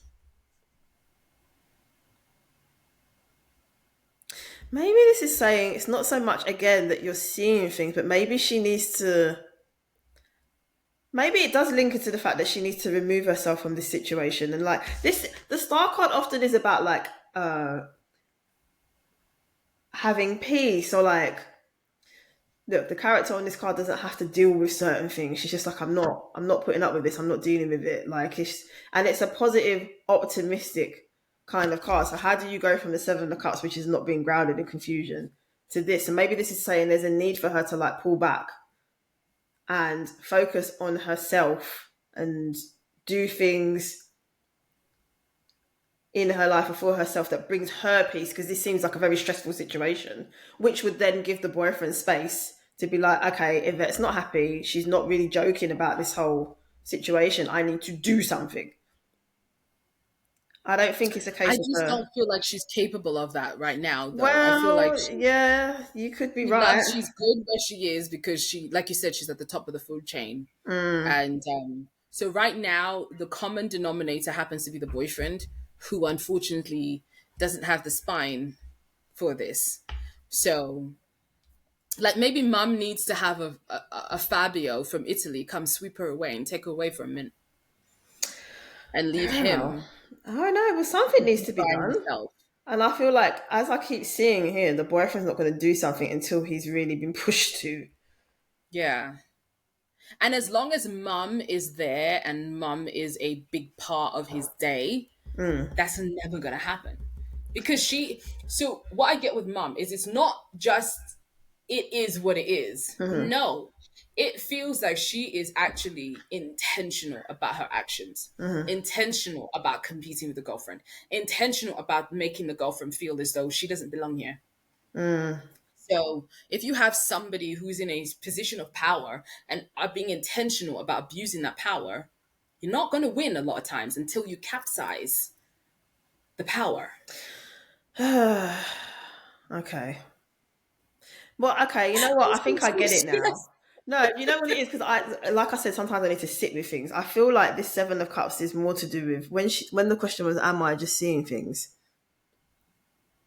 I feel like this is saying you need to see things as they really are, in a sense of like your boyfriend is not doing it enough, your mum is a problem, and you are not at peace. You're not happy. You're not in the energy of the star. I feel like that's what fucking hell. It took me ages to get there. Jesus Christ. I feel like that's what it is. That's making sense to me in my head. Also, because the card at the bottom of the deck is the Seven of Wands, and that is a card about boundaries and like protecting yourself and stuff like that. So I know you were saying maybe she's not in the space to do that, but maybe she needs to work on getting to that space of like, I should not have to tolerate certain things. And then, am I wasting my time? I've got the Tower card clarified by the Empress. So in the grand scheme of things, it might not be a case of like you wasting your time like for the relationship as a whole, like long term, but something needs to shift. The relationship obviously is not working as it is because you've got a third party. Now this could be the mum, the Empress. There's a third party situation going on That here. part. And so I feel like, something does need to happen. The boyfriend does need to do something, and it might cause problems between him and his mom, but it would allow you and it could probably cause problems between you both. When there are some disagreements and things like that, but something needs to shift and happen so that you can build your relationship on solid foundations and stuff like that. And I don't know, this could be the mom, but this could also be about you in terms of like, sometimes, as I was saying, you don't want to step back from a relationship. You don't want to go on a break. You don't want to break up with someone. But sometimes you have to do that. Love yourself, put yourself first. Especially if you've been saying to this person, I'm not happy with this. I need you to do this. I need you to do that. And nothing's happening. Sometimes you have to be like, look, I'm putting myself first. So that could be what that is. You might have to take a step back. I don't feel like it's a wasting your time in the long term. I just feel like your boyfriend needs to step up and do something. The other way that I see that, it's interesting, like reading the different cards like through you now, and the Tower next to the Empress is to get to that point, that because the Empress, we all know, is very comfortable. She's queen of her castle. She's got everything that she needs. She's in the forest. Like all her needs are met. So for your needs to be met, you need to destabilize the status quo. Yeah. So to continue allowing the things to be the way that they are, you're never going to get to that Empress. You're never going to find peace. You're never going to Yeah. be okay with the way that things are. But when you just shake shit up, you you're gonna at some point find your peace. Yeah, basically. I think, I don't know why in this particular reading, the Three of Wands was the thing that just was sticking out to me the most of like, distance needs to be created somehow. It's not ideal, but that your boyfriend needs space, and the only way he might get it is by you saying, I'm not dealing with this crap. Sort it out. Like, I'm just going to go and do what I'm doing and like pull back. I I don't feel know. like they both might need to fly the nest. Mum Maybe. might need to be swept off by Fabio in Italy, and she needs to be like, I'm down with you. And he needs to be sitting there in his Yeah. own. I feel like he's never had to actually do things on his own. This reeks to me as an energy of someone who's always had someone else to lean on. Yeah. Yeah. There's a lot going on here. There's a lot going on here, Calling but Fabio, um, you need to come through and take Yvette's boyfriend's mum to Italy somewhere. Give her a good wand and have her change her perspective to not be so focused on her son, and allow her son to have his own life. Allow her son to have a girlfriend and stop trying to act like his girlfriend and be his mom. yeah, but you know what the weird thing is with this reading? I'm not getting, obviously there's an issue with the dynamic between the boyfriend, his mum, and the girlfriend. But you know, like sometimes you have those situations where the mum really truly is like she hates anyone that her boyfriend has, and she Yeah. really, really, really is trying to like look at the new girlfriend or whatever as competition. I feel like the mum is an issue on some level, but I'm not getting that vibe of like she's a monster in law or anything. It's Malicious. weird. Okay. So maybe that does link into the Seven of Cups of like, yes, there's a problem, but it's not. I don't know. But obviously something needs to be done, clearly. I still Okay. can't get past that thing of distance. And you know what? Here is growth, ladies and gentlemen. This situation, I don't know why, but it rubs me up the wrong way. And I Okay. may have come across this way in the way that I'm like, nah, mom's the issue. You need to get out. Like, you need to go somewhere, mate.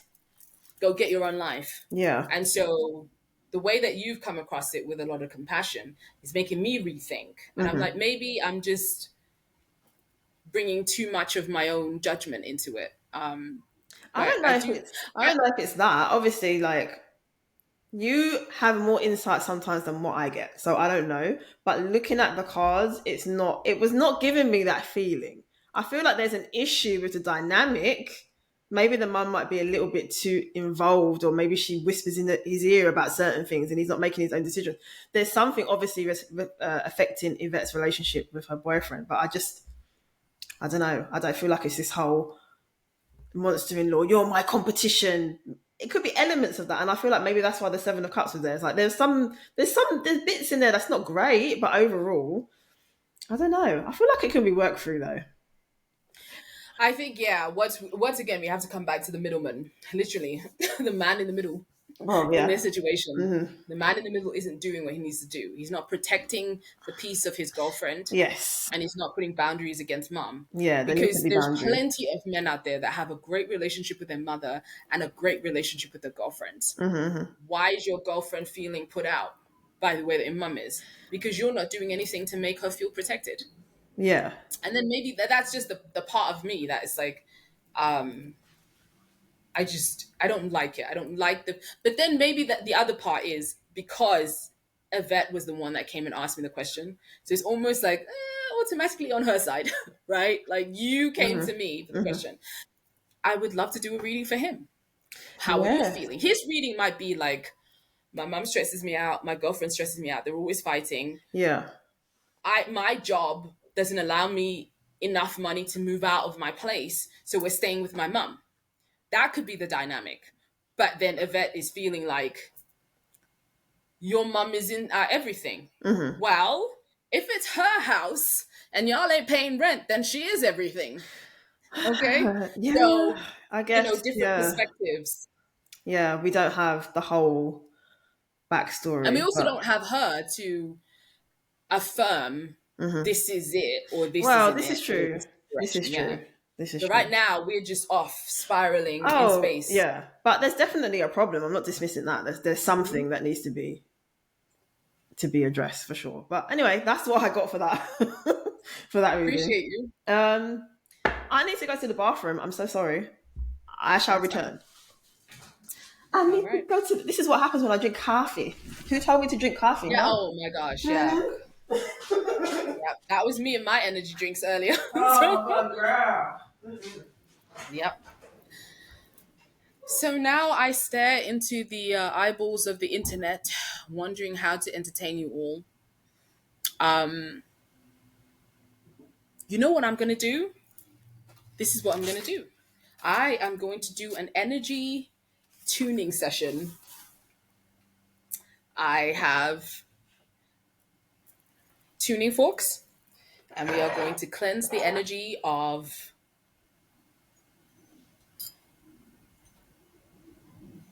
the collective and raise the vibration of, I don't know. This is just an excuse for me to be silent.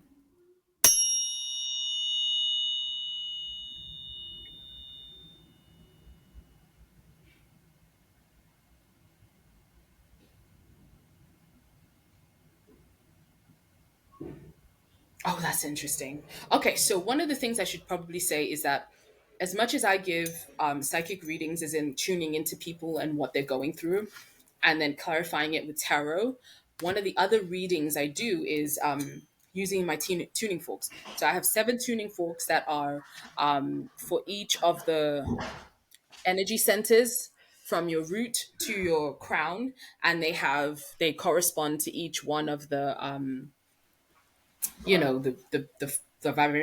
the vibrational frequencies of each one of the chakras. So one of the readings that I offer is I will strike a tuning fork and then I will tune in to someone's energy field. So for example, the root chakra uh, governs money, stability, security, home, safety, and your ability to show up and how you show up in the world. It's very much grounded. And so I will tune into, so if somebody was to ask me why am I broke all the time, then the real chakra to tune into would be the root chakra, because that governs money. So what is the blockage and how is the blockage blocking your money? And so when I just struck that, because I was doing the root chakra, I tuned in to someone. This is the interesting thing of like tuning into people's someone who is going through a what they feel is a breakup but hasn't been clarified to a breakup. So I don't know who it is. I'm picking up on someone who they're feeling a bit unstable in their relationship, as in like there's someone who has claimed them as being in their relationship, but they keep coming in and out of their sphere, so they can never really land and be on stable ground. It's like, one of those at the gym, those exercise half balls. So it's like if you see it, it's just like it's like a half moon and it's like bouncy on the top. But and then so when you turn it around, someone will stand there on it and it's a bit like it exercises your core muscles, that kind of thing. That in their relationship, that's the type of ground. So girl, I was what was it was I struck the energy, and I'm picking up on someone's energy who is Yeah. not on stable ground in their relationship. Okay. And in the fact that something that they're going through today is, I thought we were going to spend time with each other. You promised me something, Oh. and you're just, you're almost ghosting me again. So it's almost like just when I start to feel stable on it. So what I got in my head, the image I got was, the exercise half ball from in the gym, Mm-hmm. where it's like squishy on the top, and then when you turn it around, you're standing on the flat part. So you're ever like this. So just as when you think you're stable, anything could knock you off balance. And I feel like they woke up today thinking they're going to spend time with their person, and their person is just, well, I got other things to do. And so they're internalizing it. And of course, Valentine's Day is one of the worst times Yeah. to come through with something unstable, because you're already dealing with feelings of, am I worthy because I don't have a date? Am I Mm. worthy because of this? Am I worthy because of that? Mm. And worse, it's on a Friday friggin' night. I And know. worse, in the United States, it's a 3-day weekend. So I'm sure you're probably watching someone whose husband's taking them to Paris or taking them to Big Bear Mm. for the weekend, Yeah. and you're going to sit there with a pint of ice cream consulting the Real Housewives or something. Yeah. So I went really far into that. So let's see what else we pick up on.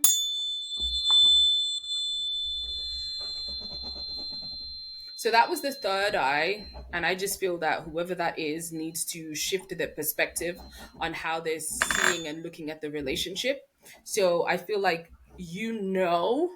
what is wrong with the relationship, and that if it was something that you was represented to you this way, you would not have gotten into that relationship. Because unfortunately, a lot of times we will get into situations. So one of the things that upsets me with people that sit in the comments saying mean stuff is like when they will say to people, or specific women, like, you should have chose better, you should have chosen a better man to procreate with. Well, one of the things you don't understand is when somebody presented you with that opportunity, it wasn't the version of them that you then get when you're breaking up. When somebody promises you something at the beginning, you're going to go in that direction. And everything looks that way until they change. So I think that whoever it is that I'm tuning into, if this version of the relationship they're going through was presented to them right now, they would be like, go somewhere, go somewhere else away from me. But this was not the way it was presented to them. So I think that you need to shift your perspective. If you're going to continue in this relationship, you need to understand how to show up Yeah.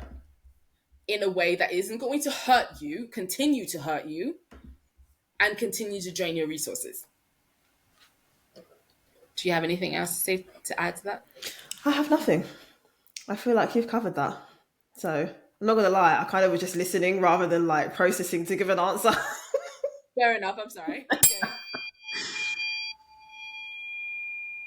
I also feel that whoever I'm channeling has a problem.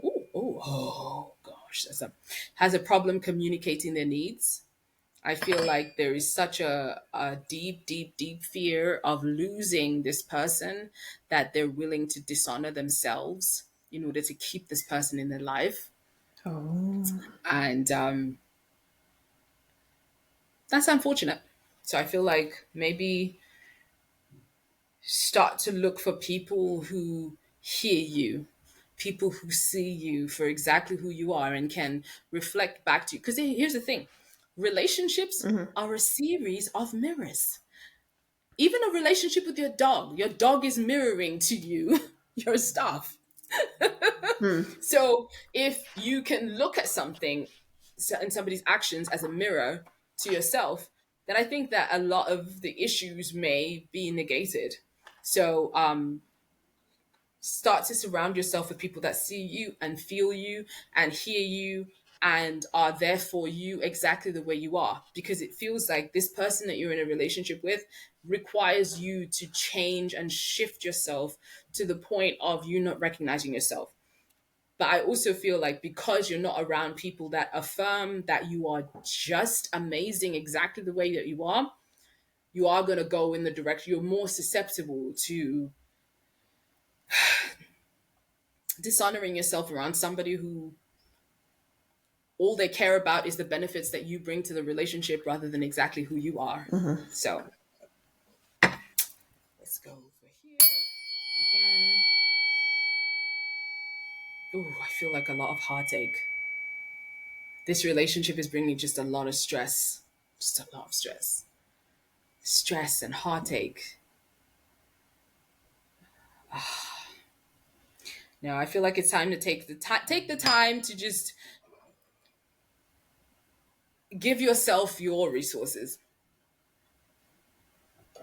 You giving away your resources in the hopes that one day the person will see your value is the equivalent of taking your bottles of water and pouring them down the well, expecting the well to fill up so that you can reach it again. Yeah. It's like, it's redundant. So just use your resources on yourself.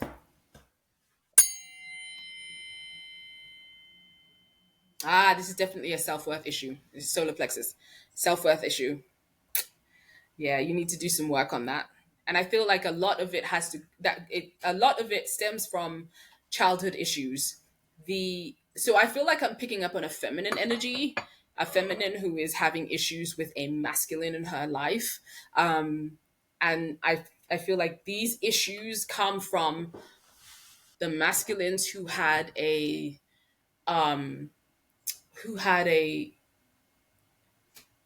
who played a big part in raising you during your formative years. So think of fathers, uncles, caregivers, and how and I wouldn't be surprised if this woman or this person's story was that they had a dad who wasn't with mum anymore and was supposed to come pick them up at weekends and sporadically showed up. So a lot of times we will go into unhealthy relationships not because we want to, but because that's what's familiar to us. So many times when somebody's is what's the word, operating from an unhealed perspective, they will go in the direction of what looks familiar that reinforces their trauma and reinforces their unhealthy coping mechanisms. Whereas the person that's offering them something that is healthy for them, oh no, but they're boring. Don't want any of that. But and a lot of times the person that is healthy for you will make you feel accountable. Like as in like how are you contributing to your own suffering? But of course, it's easier to blame other people. I mean, what do you mean I have to take responsibility for the fact that this person hurt me? He cheated on me or she cheated on me. Well, she cheated on me 6 times. Well, hold on. Fair enough. The first time that they cheated, you have an out. But the other 5 times, like, baby, there's time to start taking accountability. It doesn't make you a bad person that you've been in a situation where you feel like you could not disentangle yourself from a serial cheater. But there does come a point where you have to be like, well, I kept showing up because you could have shut the door, or you could have walked away, or you could have told the person where to go. Sacral chakra.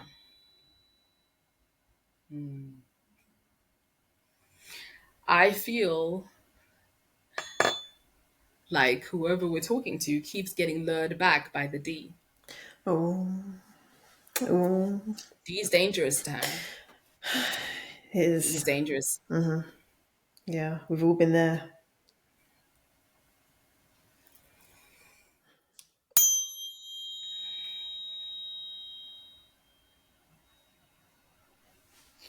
Okay. So I feel like this person has a difficulty getting grounded. Difficulty getting grounded in their own body, in their own life. They have the need to always be validated by someone, especially a masculine. So it's like, I don't trust my own decisions. I don't trust myself.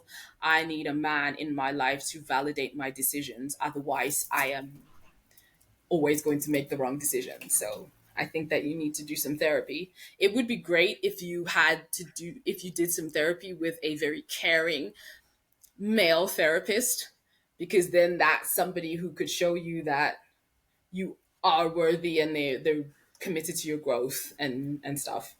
I feel like that might help you a lot because I feel like you're surrounded by masculines that are mostly looking for your resources rather than your essence. I don't know how we got here, but that's my 2 cents. So Okay, I'm just going now to I want to clear it know up. who you are tuning Me into. too. Why don't you come forward? Email us. Oh my god. Get in the chat or something. Oh my gosh. Well, yes, this is a perfect opportunity to remind you that we are doing tarot readings on your love related questions. Please email us at the psychic clinic 444 at gmail.com. I will put it on the screen.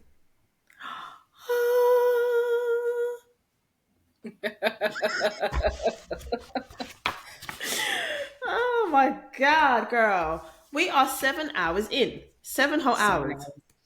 And I have to say, I do love your tuning fork sessions, moments.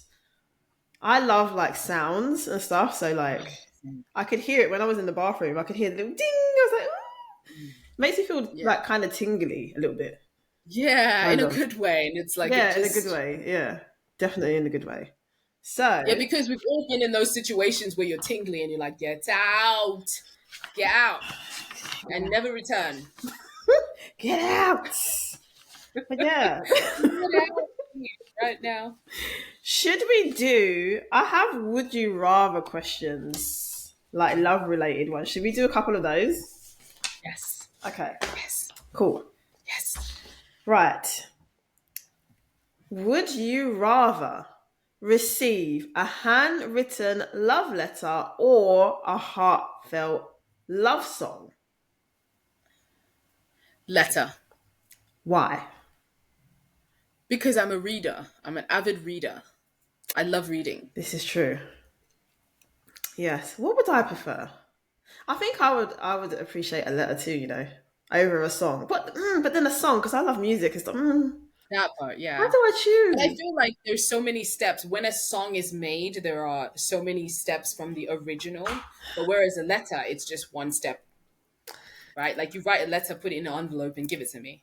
With a song, you have to write it down, you have to record it, you have to synthesize or whatever, you have to render it, you have to put it into a song. There's just so many steps between the authentic thought.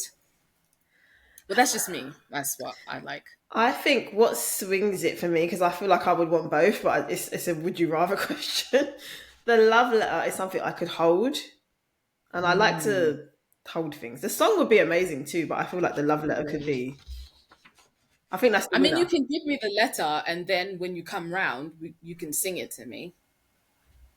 This is true. Best of both That's your vote. worlds. Hmm. That part. Interesting. Okay. Oh, oh, sorry. My phone's ringing. I can't answer it. Why not? Should I answer it? Yeah. Can you put yourself on mute? No.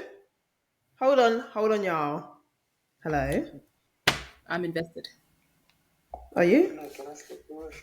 It's me. You're speaking to me. I'm okay, but I'm actually doing a live stream right now on YouTube with my friends. So, but I wanted to obviously answer the phone so I could talk to you. How are you? You okay? Mm-hmm. Going on, I did not call me last night. Message. Mm. And today's Valentine's. Hmm. Mm. With your boyfriend. No, I'm actually working right now. I'm doing a live stream, and last night I didn't call you because, well, I fell asleep first of all, and I wasn't sure if I should or not. So you didn't read my text message this morning. Out there. Oh, you know, get to your time. Oh my god! Don't do this. Don't do this.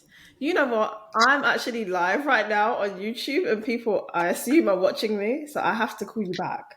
But just know I'm working right now. I don't know if you're going to be awake at 1 o'clock when we're finished, but I can call you afterwards. Mm. Okay. All right. Bye. Mm. Why are you over there making noise? Oh, I don't know what you're talking about. Girl, I had to answer the phone. I'm sorry. Mm-hmm. I had to. See, Damn. terror raiders out here having problems too. Girl, everybody Okay, has problems. Tarot we out readers, here, non-tarot girl. You was readers. twirling your pen like you Ah. were twirling your hair. I ain't bad at it, but she was twirling. She was twirling. All right, so you know who that was. Anyway, Of this course, I man, know who that oh was. my god, trying to throw me off right now. Let me just refocus myself. Child. Okay, Uh-huh. hold on. Get your tongue out the floor. I'm saying, Get it's your his tongue off the voice. floor. He's got such a nice voice. Anyway, would you rather questions? No. Yeah, no. What do you mean I'm not no? gonna let you get past this. What? Oh yeah, no, okay, yeah. For some reason, for a second there, I thought it was just you and me, but we're in public because I was like, nah, you have to tell me. Right? I'm I'm like, like, I can't. no, Just know this no. is so terrible on the live stream. First of all, I could not look at that phone ringing, the person who called me, and not answer the phone because, like, it's Uh-huh. Valentine's Day, you know. I'm just like, I wanted to Mhm. talk to said person, but I'm gonna be Mhm. professional and go back to my would you rather questions. Uh-huh. You have to consider. Okay, Uh-huh. let's see. It's okay, Hmm. Sean. Take a deep breath and come back. I love it. God, I'm so I happy hope he's for not you. watching this. Oh my God. He might have come across it. Okay. Would you rather never argue in a relationship or always be able to compromise perfectly? I don't know how I feel about that one. What do you think? I would always like to compromise perfectly. Mm, okay. I don't know. Never argue. Sometimes you need to argue. Well, I think that arguments a lot of times is like the tower. The tower doesn't always mean that things are going to be bad. It just destabilizes the status quo, right?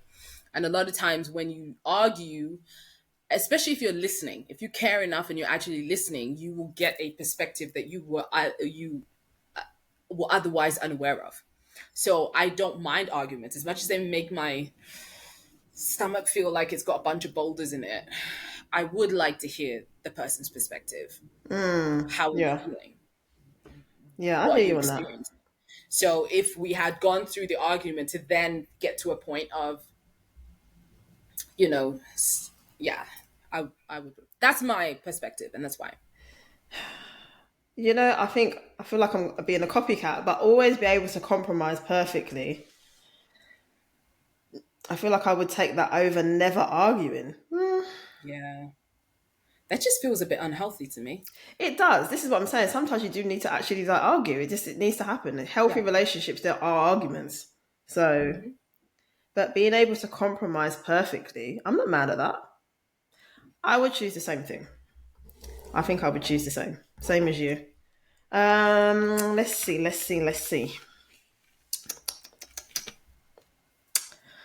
What do we have? What do we have? Would you rather fall in love at first sight? It can happen. It's a thing. Or take your time to get to know someone deeply over time. I know that sounds like on the surface probably an easy one to answer, but fall in love at first sight. I mean, like fall in love for real. That's actually insane. Does that even happen? I feel like I would rather get to know someone over time. And that comes back to the fact that I need when well, that's how narcissists operate, isn't it? You feel like a lot of times when people realize that they're in a narcissistic relationship, it's like, oh, it's love at first sight. They did all these wonderful things, they love bomb me and things like that. I like to be able to sit and consider, okay? Like really be like, what am I feeling here? I need to understand who it is that I'm dealing with. And I Yeah. mean, I love that feeling where, I'd have been in that space where I've met someone and I feel safe and I feel good and my spirit says yes. But like I said, it completely threw me off and it destabilized my emotional stability because I was like, I've been so used to fighting in relationships for what I wanted, and there was someone who was exactly right for me, and everything within me is like, where's the fight? So I think if I was to fall in love with someone really quickly, I wouldn't have that opportunity to get into a space of emotional growth. I feel like there wouldn't be any emotional growth, and I feel like emotional growth comes with time. And so I think I'd like Yeah. to know somebody deeply, Yeah. you know. I don't know. I think my thought process was obviously get to know someone deeply over time, but the little romance, I love like romance and that whole idea of love at first sight, and then we run off and get married and live happily ever after together and all that. I'm like, it depends. If the love at first sight is with someone that is right for me, that's aligned, that we could be happy together going forward, then I probably would take love at first sight because I don't know, it's faster. We could be in love and happy Okay, quicker. there you go. But it depends. And if I don't want to fall in love with the wrong person. So, That's what like my problem is. I swear in this I come from the I don't want peace, I want problems. So it's kind of like I don't want the quick one. I want to draw it out so I know where I'm coming from. I Because a lot of know. times I'm having to deal with my own issues as well. So if it's too quick, and then it's what did I miss? I'm also I'm an earth sign, so I don't know the quick skipping off into the sunset. I'm not saying all earth signs like this, but for me, I don't know. It's not that. I don't. I mean, I love flowers and I love an impromptu situation because I was an adventurer. But take me on a picnic, right? Let's sit there. Let me talk to you. Let me Yeah. get a feeling of you over a couple of hours. Because also, I don't know. Maybe it's the practical in me that I'm like, oh, love at first sight. You sleep together, end up with an STD, and like Oh I don't know. There's just no, so no, I'm so, no. It's just no. the places that not being able to completely think things through Oh girl, no. comes through. But like at I did least not if want I'm us like to I've take got to that know you there. deeply, I didn't want Okay. to. No, I didn't want us to take it there, girl. I would like to think. I know we are spending quite a bit of time with this question, but I would like to think that love at first sight would be the beautiful love at first sight, where it's The real and it's real. magical and it's forever lasting. So if it's that, That's then I would pick that. I can't lie. But if it's not that, then I'll pick the other one. Yeah, I don't know. What kind of answer is And that? I I don't love know. that. No, I love that for you. I want that for you. I want that, and that's just, again, I was talking about gate crashing a Nigerian wedding. So Mm-hmm. in my head, I'm so for that, because if it means you fell in love now and then your date to get married is in 6 months' time, that means I get to come to our wedding. Like, I'm all for that. So Yeah. You good know for you. what? I think just to choose an answer, I feel like we have to choose an answer. I will go with fall in love at first sight. Ooh, it's a Oh, risky nothing wrong with one. that. But yeah, that's my answer. So, okay, let's Well, do it another. depends on who you're talking to. I've Yeah. just put someone off me by saying I want the deep stuff. No, it's a little romantic in me. I love the idea of just meeting my person and just being, you know, It's happily just ever like, stop after. wasting time. Yeah, Yeah. like, let's go. Mhm. Let's make it happen. So yeah, that's my answer for that. I think Um, one of my biggest reasons is, like, I need time to mhm. get used to you in my world. I need time to get Mm. used to it not just being about me meeting my needs No, and it's having to leave true, the but house. yeah, I feel like if I love the person, I can be very much like just obsessed, as in I want to spend like every moment Yeah. with you. I know that obviously starts to wear thin after a while, but like if I love you, I just want you there around me, so I Yeah. don't have that issue. I don't know, but yeah, I'm gonna stick with that. I think No, I love that. I'm gonna stick with that. But then the other part is, every time you kind of like will want something, and that comes down to manifestation. A lot of times you don't have the reference for it. I don't have the reference for Hmm. quickly falling in love. Mm. Yeah, I hear you. Okay. A lot of times, the people that I've ended up in relationships with, I didn't like them to begin with. I'm like, you Yeah. are a problem, and my spirit knows it, but you kept calling me and showing up, so Mm. I'll give you a chance. Yeah. So I mean, maybe that's where I'm going wrong, right? Girl, I just feel like you haven't met the right person. That's all that is. It happens. I think we might need to tuning fork this so we can move on, Yes, yes. because it seems to be trapping us. We were, what, the Eight of Swords with the duct tape, like, just trapped in this. Not duct tape, We need to babes. move Not forward. duct tape. Well, it looks like duct tape to me. I Does swear it it does. really? It looks It like a does. blindfold. Girl. Yeah.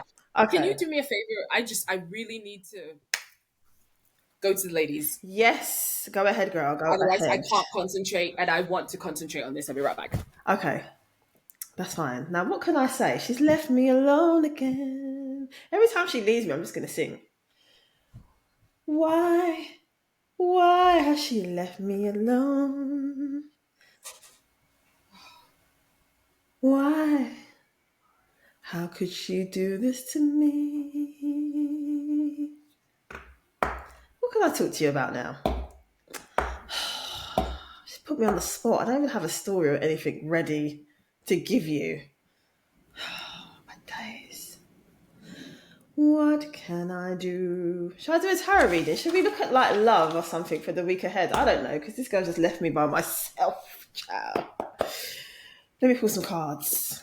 Should we look at what the energy is like for love for the next week ahead for the collective? I would love to do like per star sign or something, but we still have things to squeeze in to this live stream. But let me pull a couple cards, look at the energy in regards to love for the next week ahead. Because earlier we did a reading. See, I've dropped cards on the floor. We did a reading on the energy for today or something. I can't remember exactly what we did. But let me look at the week ahead. And then when Ella comes back, I will do some more. Well, we'll do a couple more would you rather questions if she's up for it. I have a quiz actually that I could do, but it's not the same when I'm by myself. Let me see. I will pull 3 cards. Let's look at the week ahead when it comes to love. Love. I need to be stopped, honestly, because I can't sing. I can't. All right, let me pick a couple cards. I'll pick 3. 1, 2, 3. See, look. My extra card wanted to come out. Hold on a second. Let's see. Ooh, the star card. Okay. Are you ready? Are you ready? No. No. Oh, I don't know. wow. Okay. I'm ready. Go on. Wow.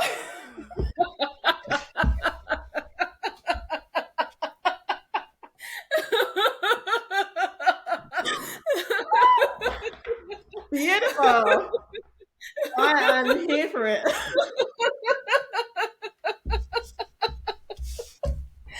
We are just not serious. I can't cope. Not serious. Oh, Ella, help me. This, I can't. people, is the shenaniganry one will get when you have a reading with us. The upside, though, is we have enough sense Oh, to keep it concise for a paid client, okay? But this is what happens when we are left to our own devices for 10 hours. this is nonsense. I can't. My eyes are watering. Help me. I don't know why I'm so here for the reveal. I can't cope. Well, I explain the reason for it. Actually, no, some things need to remain mysterious. oh yes, girl, don't reveal. Keep that to yourself. Oh, my eyes are leaking. Oh, I don't know what happened. I was fine just now. My God. Oh my God, you are a character. I swear to God. Oh. She's like, "Are you ready?" I'm like, "No, I'm not ready. I wasn't ready for that." No, I said, whoa, what now? I wasn't ready. I'm gonna sit here with the dog.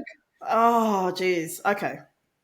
While she was gone, I was going to do a quick week ahead collective reading for love because we had done Valentine's Day, but I was like, well, let's just see what cards come up for like the week ahead because I was like, I don't want to sit here reading questions at people and you're not here. So, I will share the cards that are coming. Why do I have little? Can you see these little white things sort of like going across the screen? I have been seeing that. I'm What is like, that? so are they on your side or are they on your camera? Girl, I don't know. Because I'm not seeing it in real life. I'm just like, well, what is that? Yeah. I don't know. Anyway, collective for the week ahead. I saw another one. I have the Star card, clarified by the Four of Pentacles, and then I have the Six of Swords and the Two of Cups. So, what am I getting in regards to this? Let me look at it for a moment. Uno momento. The Star card, clarified by the Four of Pentacles. Six of Swords, Two of Cups. Well, I guess with the Star card, and these cards came out earlier, I think for another reading that we were doing, I feel like a lot of you are going to either be or trying to be in this kind of energy of like being positive and optimistic in regards to love for the future. I feel like a lot of you are really going to try, and or it could be that you're going to be in this space of like focusing on self. So self-love, you might be focusing on pouring into yourself, doing things that make you feel good, make you happy, that kind of thing, which is beautiful. But the Four of Pentacles is definitely thrown me because that is a card of like lack of movement, clinging on to things because you're like scared that you're not going to get more, like you're not. This is a card of like not feeling like you're in an abundant like space and abundant energy. And so Holding. Yeah. So this could be like a mindset thing of like, look, pour into yourself, try and stay positive and optimistic. And, you might be clinging on to past experiences, people, even exes, that kind of thing. and there might be a need to like allow yourself to just be free and experience different things. Don't just sit and wait for someone. Don't sit and wait for anything. Like, life is for living. I know easier said than done, but I feel like you should be free. Allow yourself, especially if you are someone that's like, yeah, just come out of a relationship, or you're missing your ex, you've been missing them for a long period of time. Allow yourself to just live life. Don't feel like you have to stay home and, be sad and keep processing and thinking. Like, go do something, go out. Life is for living, go enjoy it. And if you're in a relationship, this could just really just mean, you might need to spend more time enjoying each other. Sometimes when you're in a relationship, you get into this flow of things of like going to work, you come back, and then at the weekend you've got to clean and cook and see your mum, and there's a routine. But then where is the pleasure? Where is the enjoyment? So maybe if you're in a relationship, you need to spend time like connecting with people. And even if there is a lack of funds right now, singles or those in a relationship, there are ways to bring peace and happiness and positivity to your life that doesn't cost. Tending to your garden. This is a pentacle card, but it doesn't always mean money. It just I means putting the mean, time yeah. in and the work in to get something out of it. And resources isn't always money. Resources is your time, it's your energy, it's your love, it's your pouring into someone. Yeah. And then the getting back is the attention and the thing. Every parent knows it, right? Like, you will put your love, sweat, and tears into those ungrateful little people in training. But the moment they say, I love you, you're like, all right, you got me. You got No, it's true. What else do you want? Right? It is true. So yeah, going forward, after today, obviously Valentine's Day is coming to an end. Well, for the UK anyway, it's like 10:30 now. Try and put yourself in or be in a positive space. And if you've had a wonderful Valentine's Day, single or not, that is great. Stay in that energy, let go of anything. And the reason I say let go of anything that no longer serves you, I know tarot readers always say that all the time, whether it's negative thinking or whatever, is because the next card is the Six of Swords, which is literally a card of like, leave behind whatever's not going to, move you forward in your life, whatever's holding you back. This is a card of like movement. And again, trying not to be scared of the unknown. So for example, if you are single and you maybe feel like you're ready to put yourself out there, or you are dating, try to be positive and optimistic about the dating experience. I know it's hard and dating is difficult, but don't be afraid of the unknown. You have to head into the unknown to try and find what it is you're looking for. You're not going to find it if you stay home. I know we made a joke in the short that we had the other day about finding a husband and that husband being delivered to our door. But sometimes you have to go out. You have to sometimes try different things, go in different directions. And this is a card about trying to move forward, move on, even. And again, if you are in a relationship, and things maybe have not been so smooth of late, it could be saying that there's something that you will need to drop or let go so that you can move the relationship forward to like a better direction or something, or move it forward so that you get to like a better space or something. Maybe there's something that just needs to be let go of now or something. So that's what I'm getting in regards to that. And then Two of Cups is the last card, which is, I love the Two of Cups because it's a card about really beautiful connections. Some say this is like a soulmate kind of card, right? But this can apply to anything, like friendships, relationships. It's about connecting with people who are kind of like on your wavelength, that get you and that kind of thing. So I feel like if you are single and you're going out and you're networking with people, you might meet someone that's on your wavelength, next week, potentially. This is a collective reading, so, it's going to be different scenarios. But, this is I feel a positive card to get.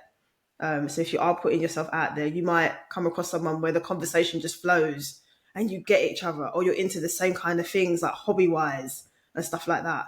Or if you're in a relationship, you might decide to let something go that you two have been arguing over, carrying, and it's been holding you back in the relationship, and you get to a point where things start to flow again and it's balanced and you realize how much you love each other and that kind of thing. So it could be that. And even if you're on a journey of like self-love or healing, if you're single, you're not even looking for anybody, this really is just saying like pour into yourself, you know, again, just do things that make you feel good, that make you happy.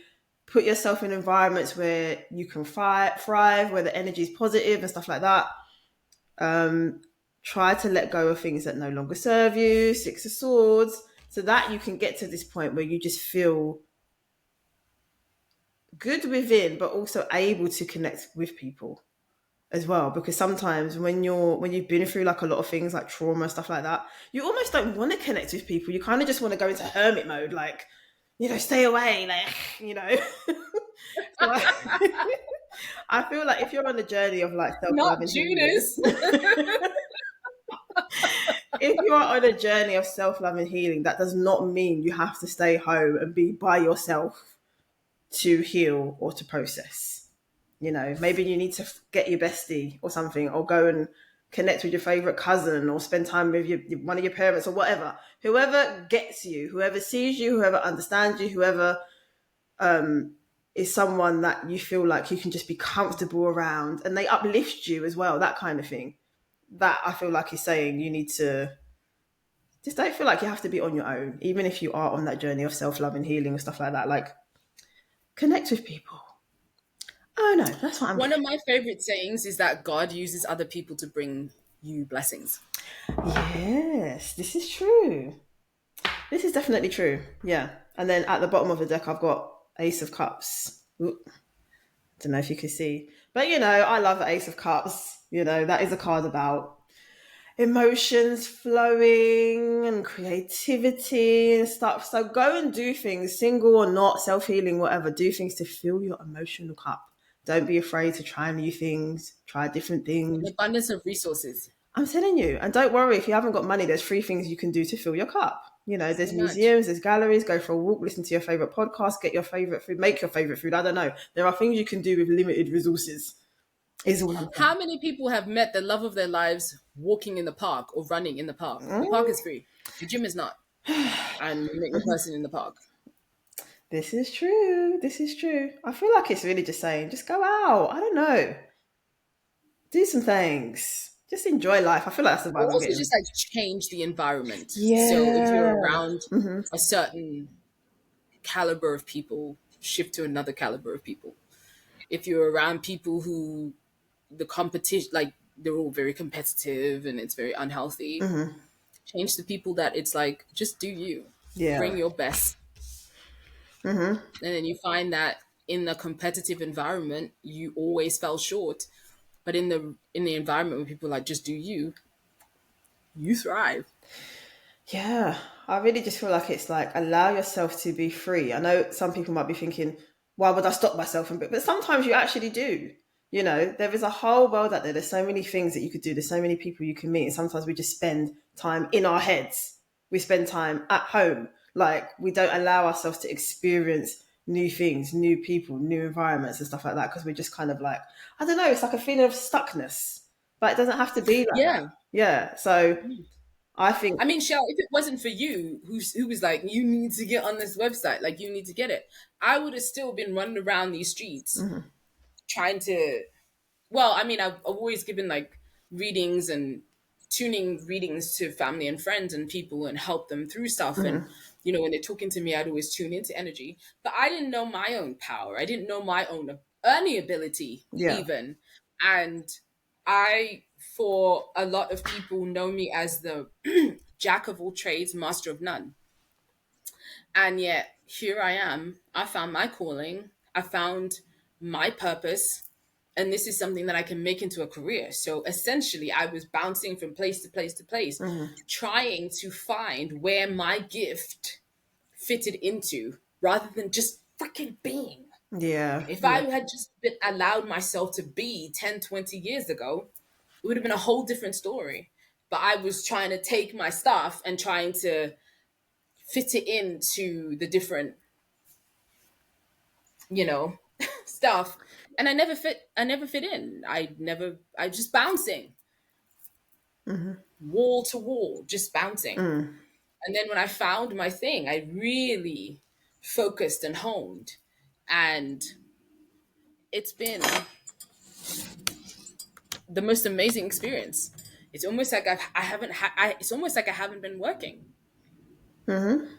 That's it, because you So allowed yourself to be. So I think that's what the star card is saying. Just be, just do whatever you want to do. allow the flow. Exactly. Allow the flow. So yeah, I mean that looks nice. That is nice energy for the next week I ahead. I got the mean, star card, by the way. did you? Oh, see, there you go. So that's obviously important because we both got it. To just allow yourself to just be free and be in Also, environments where just you can for thrive. me, the star card means authenticity. You're Yeah. taking off all the armor. You're taking everything off. You're just being naked. Yeah. And I mean, as someone who just really appreciates just being able to not have a bra on and just like walk around free, that means everything. Just the freedom of hanging out Yeah. and being you. So, Yeah. No, I'm without with you on TMI. that. So yeah, be yourselves, y'all. Just be you. Stay in the flow of things. Try not to restrict yourself too much. I think is really what we're trying to say. And you know, if you do go out there to socialize or try some different things, you never know who you can come across, what connections you can make, and that kind of thing. So yeah. Right. I wanted to ask one more. Would you rather? Because I feel like it's kind of a Yes, good please. one. I left the wrong way and then we came back and then we went away somewhere. I know, but only because I don't want to be sitting there telling people stories that are just like just ridiculous. I've already done that. No, I feel like that helps. I mean, nobody's reaching out so far anyway, so I it's just okay. know. We got feel good. Where's Got the? to tune into you lot. Well, okay, fine. Let me do another reminder. If anyone is watching and you have love-related questions, please send them to us. We are doing tarot readings on them. You can email us at the psychic clinic 444@gmail.com. Let me put it up on the screen. My friends, there's live chat.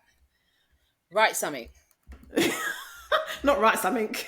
Right, proper Something. cockney. Write something right Yeah, there. yeah. That's it. I'm in East London, I reckon, in Write that, something, or so. else we'll do ya. Over else.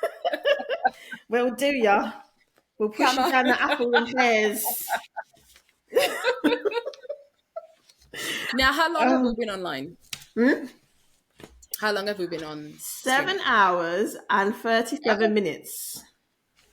Well, now I feel like I'm getting my second wind. I don't know where it's coming from, What? but the second wind to come. I told you that it would happen. It must be the But energy I, drink I too. don't know why I thought it would be like around hour 5. That I don't know why I thought I'd get my second wind halfway through, but I don't know. Like I feel like I haven't got my second wind yet. Maybe it will You come like haven't right at needed the it. end. Hmm? No, you haven't needed it. You've been very consistent. Like I haven't seen you fading. But I don't I feel like you felt like have I'm either, fading. though. Really? I really don't. Okay. No, there've been times I've been feeling myself. I'm like, I need toothpicks for my eyes. Yeah. No, I've had my moments where I'm just like, oh, we still got, we still got 6 hours to go, girl. You gonna make it through, girl? Yeah. Do you need another Well, I think coffee? that the next one we're gonna do, because I feel like I loved this. I really enjoyed this, but I feel like that this was definitely inauguration, and this is the start. We're learning. I mean, we didn't know how but I think definitely not 10 hours because I can't miss another nap.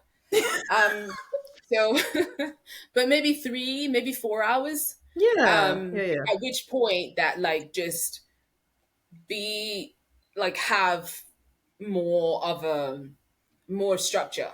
Hmm. I think this in 10 hours, folks have really got to see just how much direction we lack until Yeah, but then we've spoken about a number of things, and we've had our little we've games been in around. between, and we've had readings. I feel like we'll probably watch this back, maybe not the whole 10 hours, and be like, actually, we've not done too bad for the first No. live stream.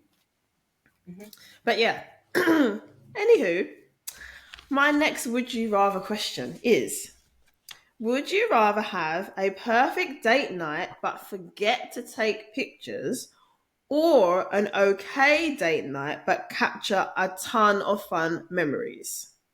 Hey, Mm-hmm. yeah, I would.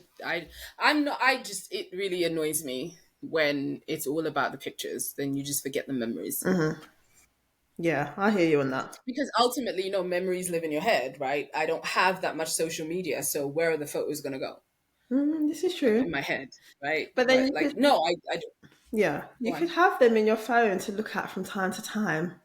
And you'll get them. That's Mm. fine. It was a perfect date night. We took a picture to begin with. We took a picture afterwards. We had a really good night.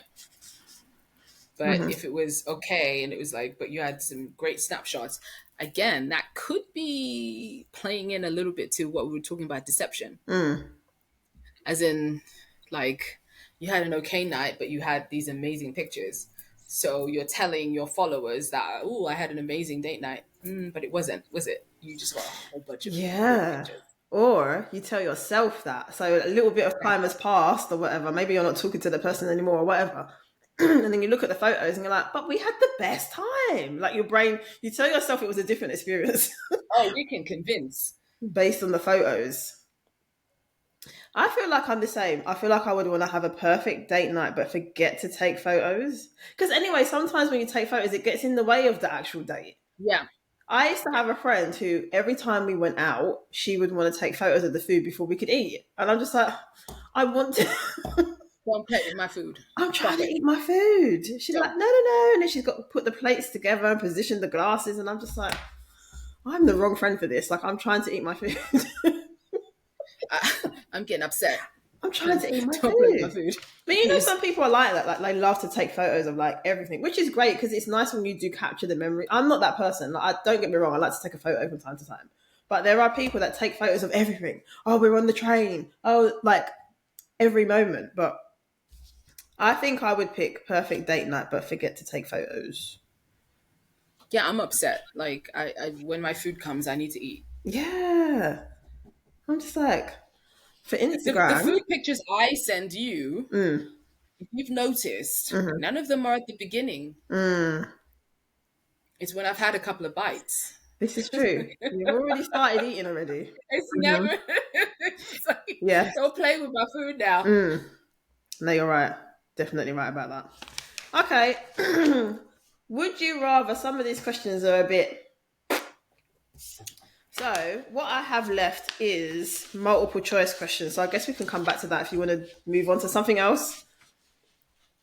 What else, though? Okay, let's Well, go let's back look to at our little schedule that we did not follow. a little schedule. Yeah. So, I mean, well, healing heartbreak. We kind of spoke about heartbreak from a little We bit did. throughout, kind of.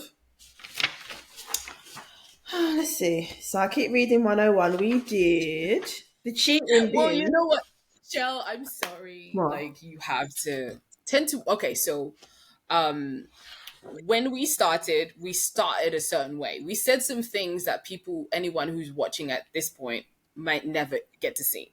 Yeah. So let's circle back to some of the things, Okay. right? Like the fun facts. Okay. Shell has some very interesting fun facts to I mean, share. I do. Okay, Yeah. hold on a second. Let me organize myself. Where did I put them? Hold on. The fun facts. Fun facts.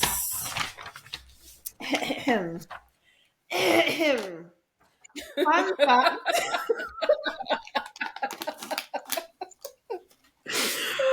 Fun fact number 1. The human heart actually does react to love.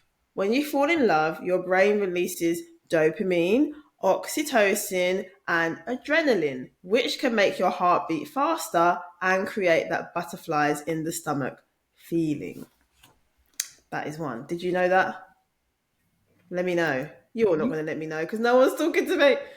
Anyway, I'm sorry, there's a lot of crunching in my ear. what are you What did you eating? say? Nothing.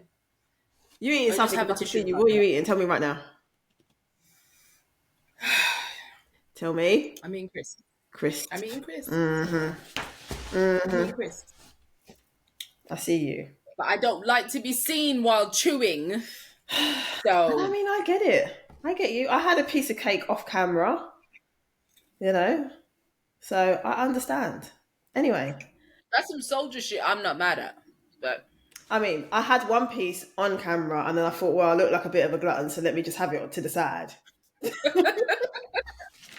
But to As be we've been fair, saying, ain't nobody paying the fat person to watch me eat. Okay, so girl, I'm saying I haven't actually eaten that much today. I'm like, I'm hungry. I think this is what happens when we're distracted. So Oh my god, it's like I need food. Right. I still feel like I'm gonna eat afterwards because of like yeah, energy work and all of that.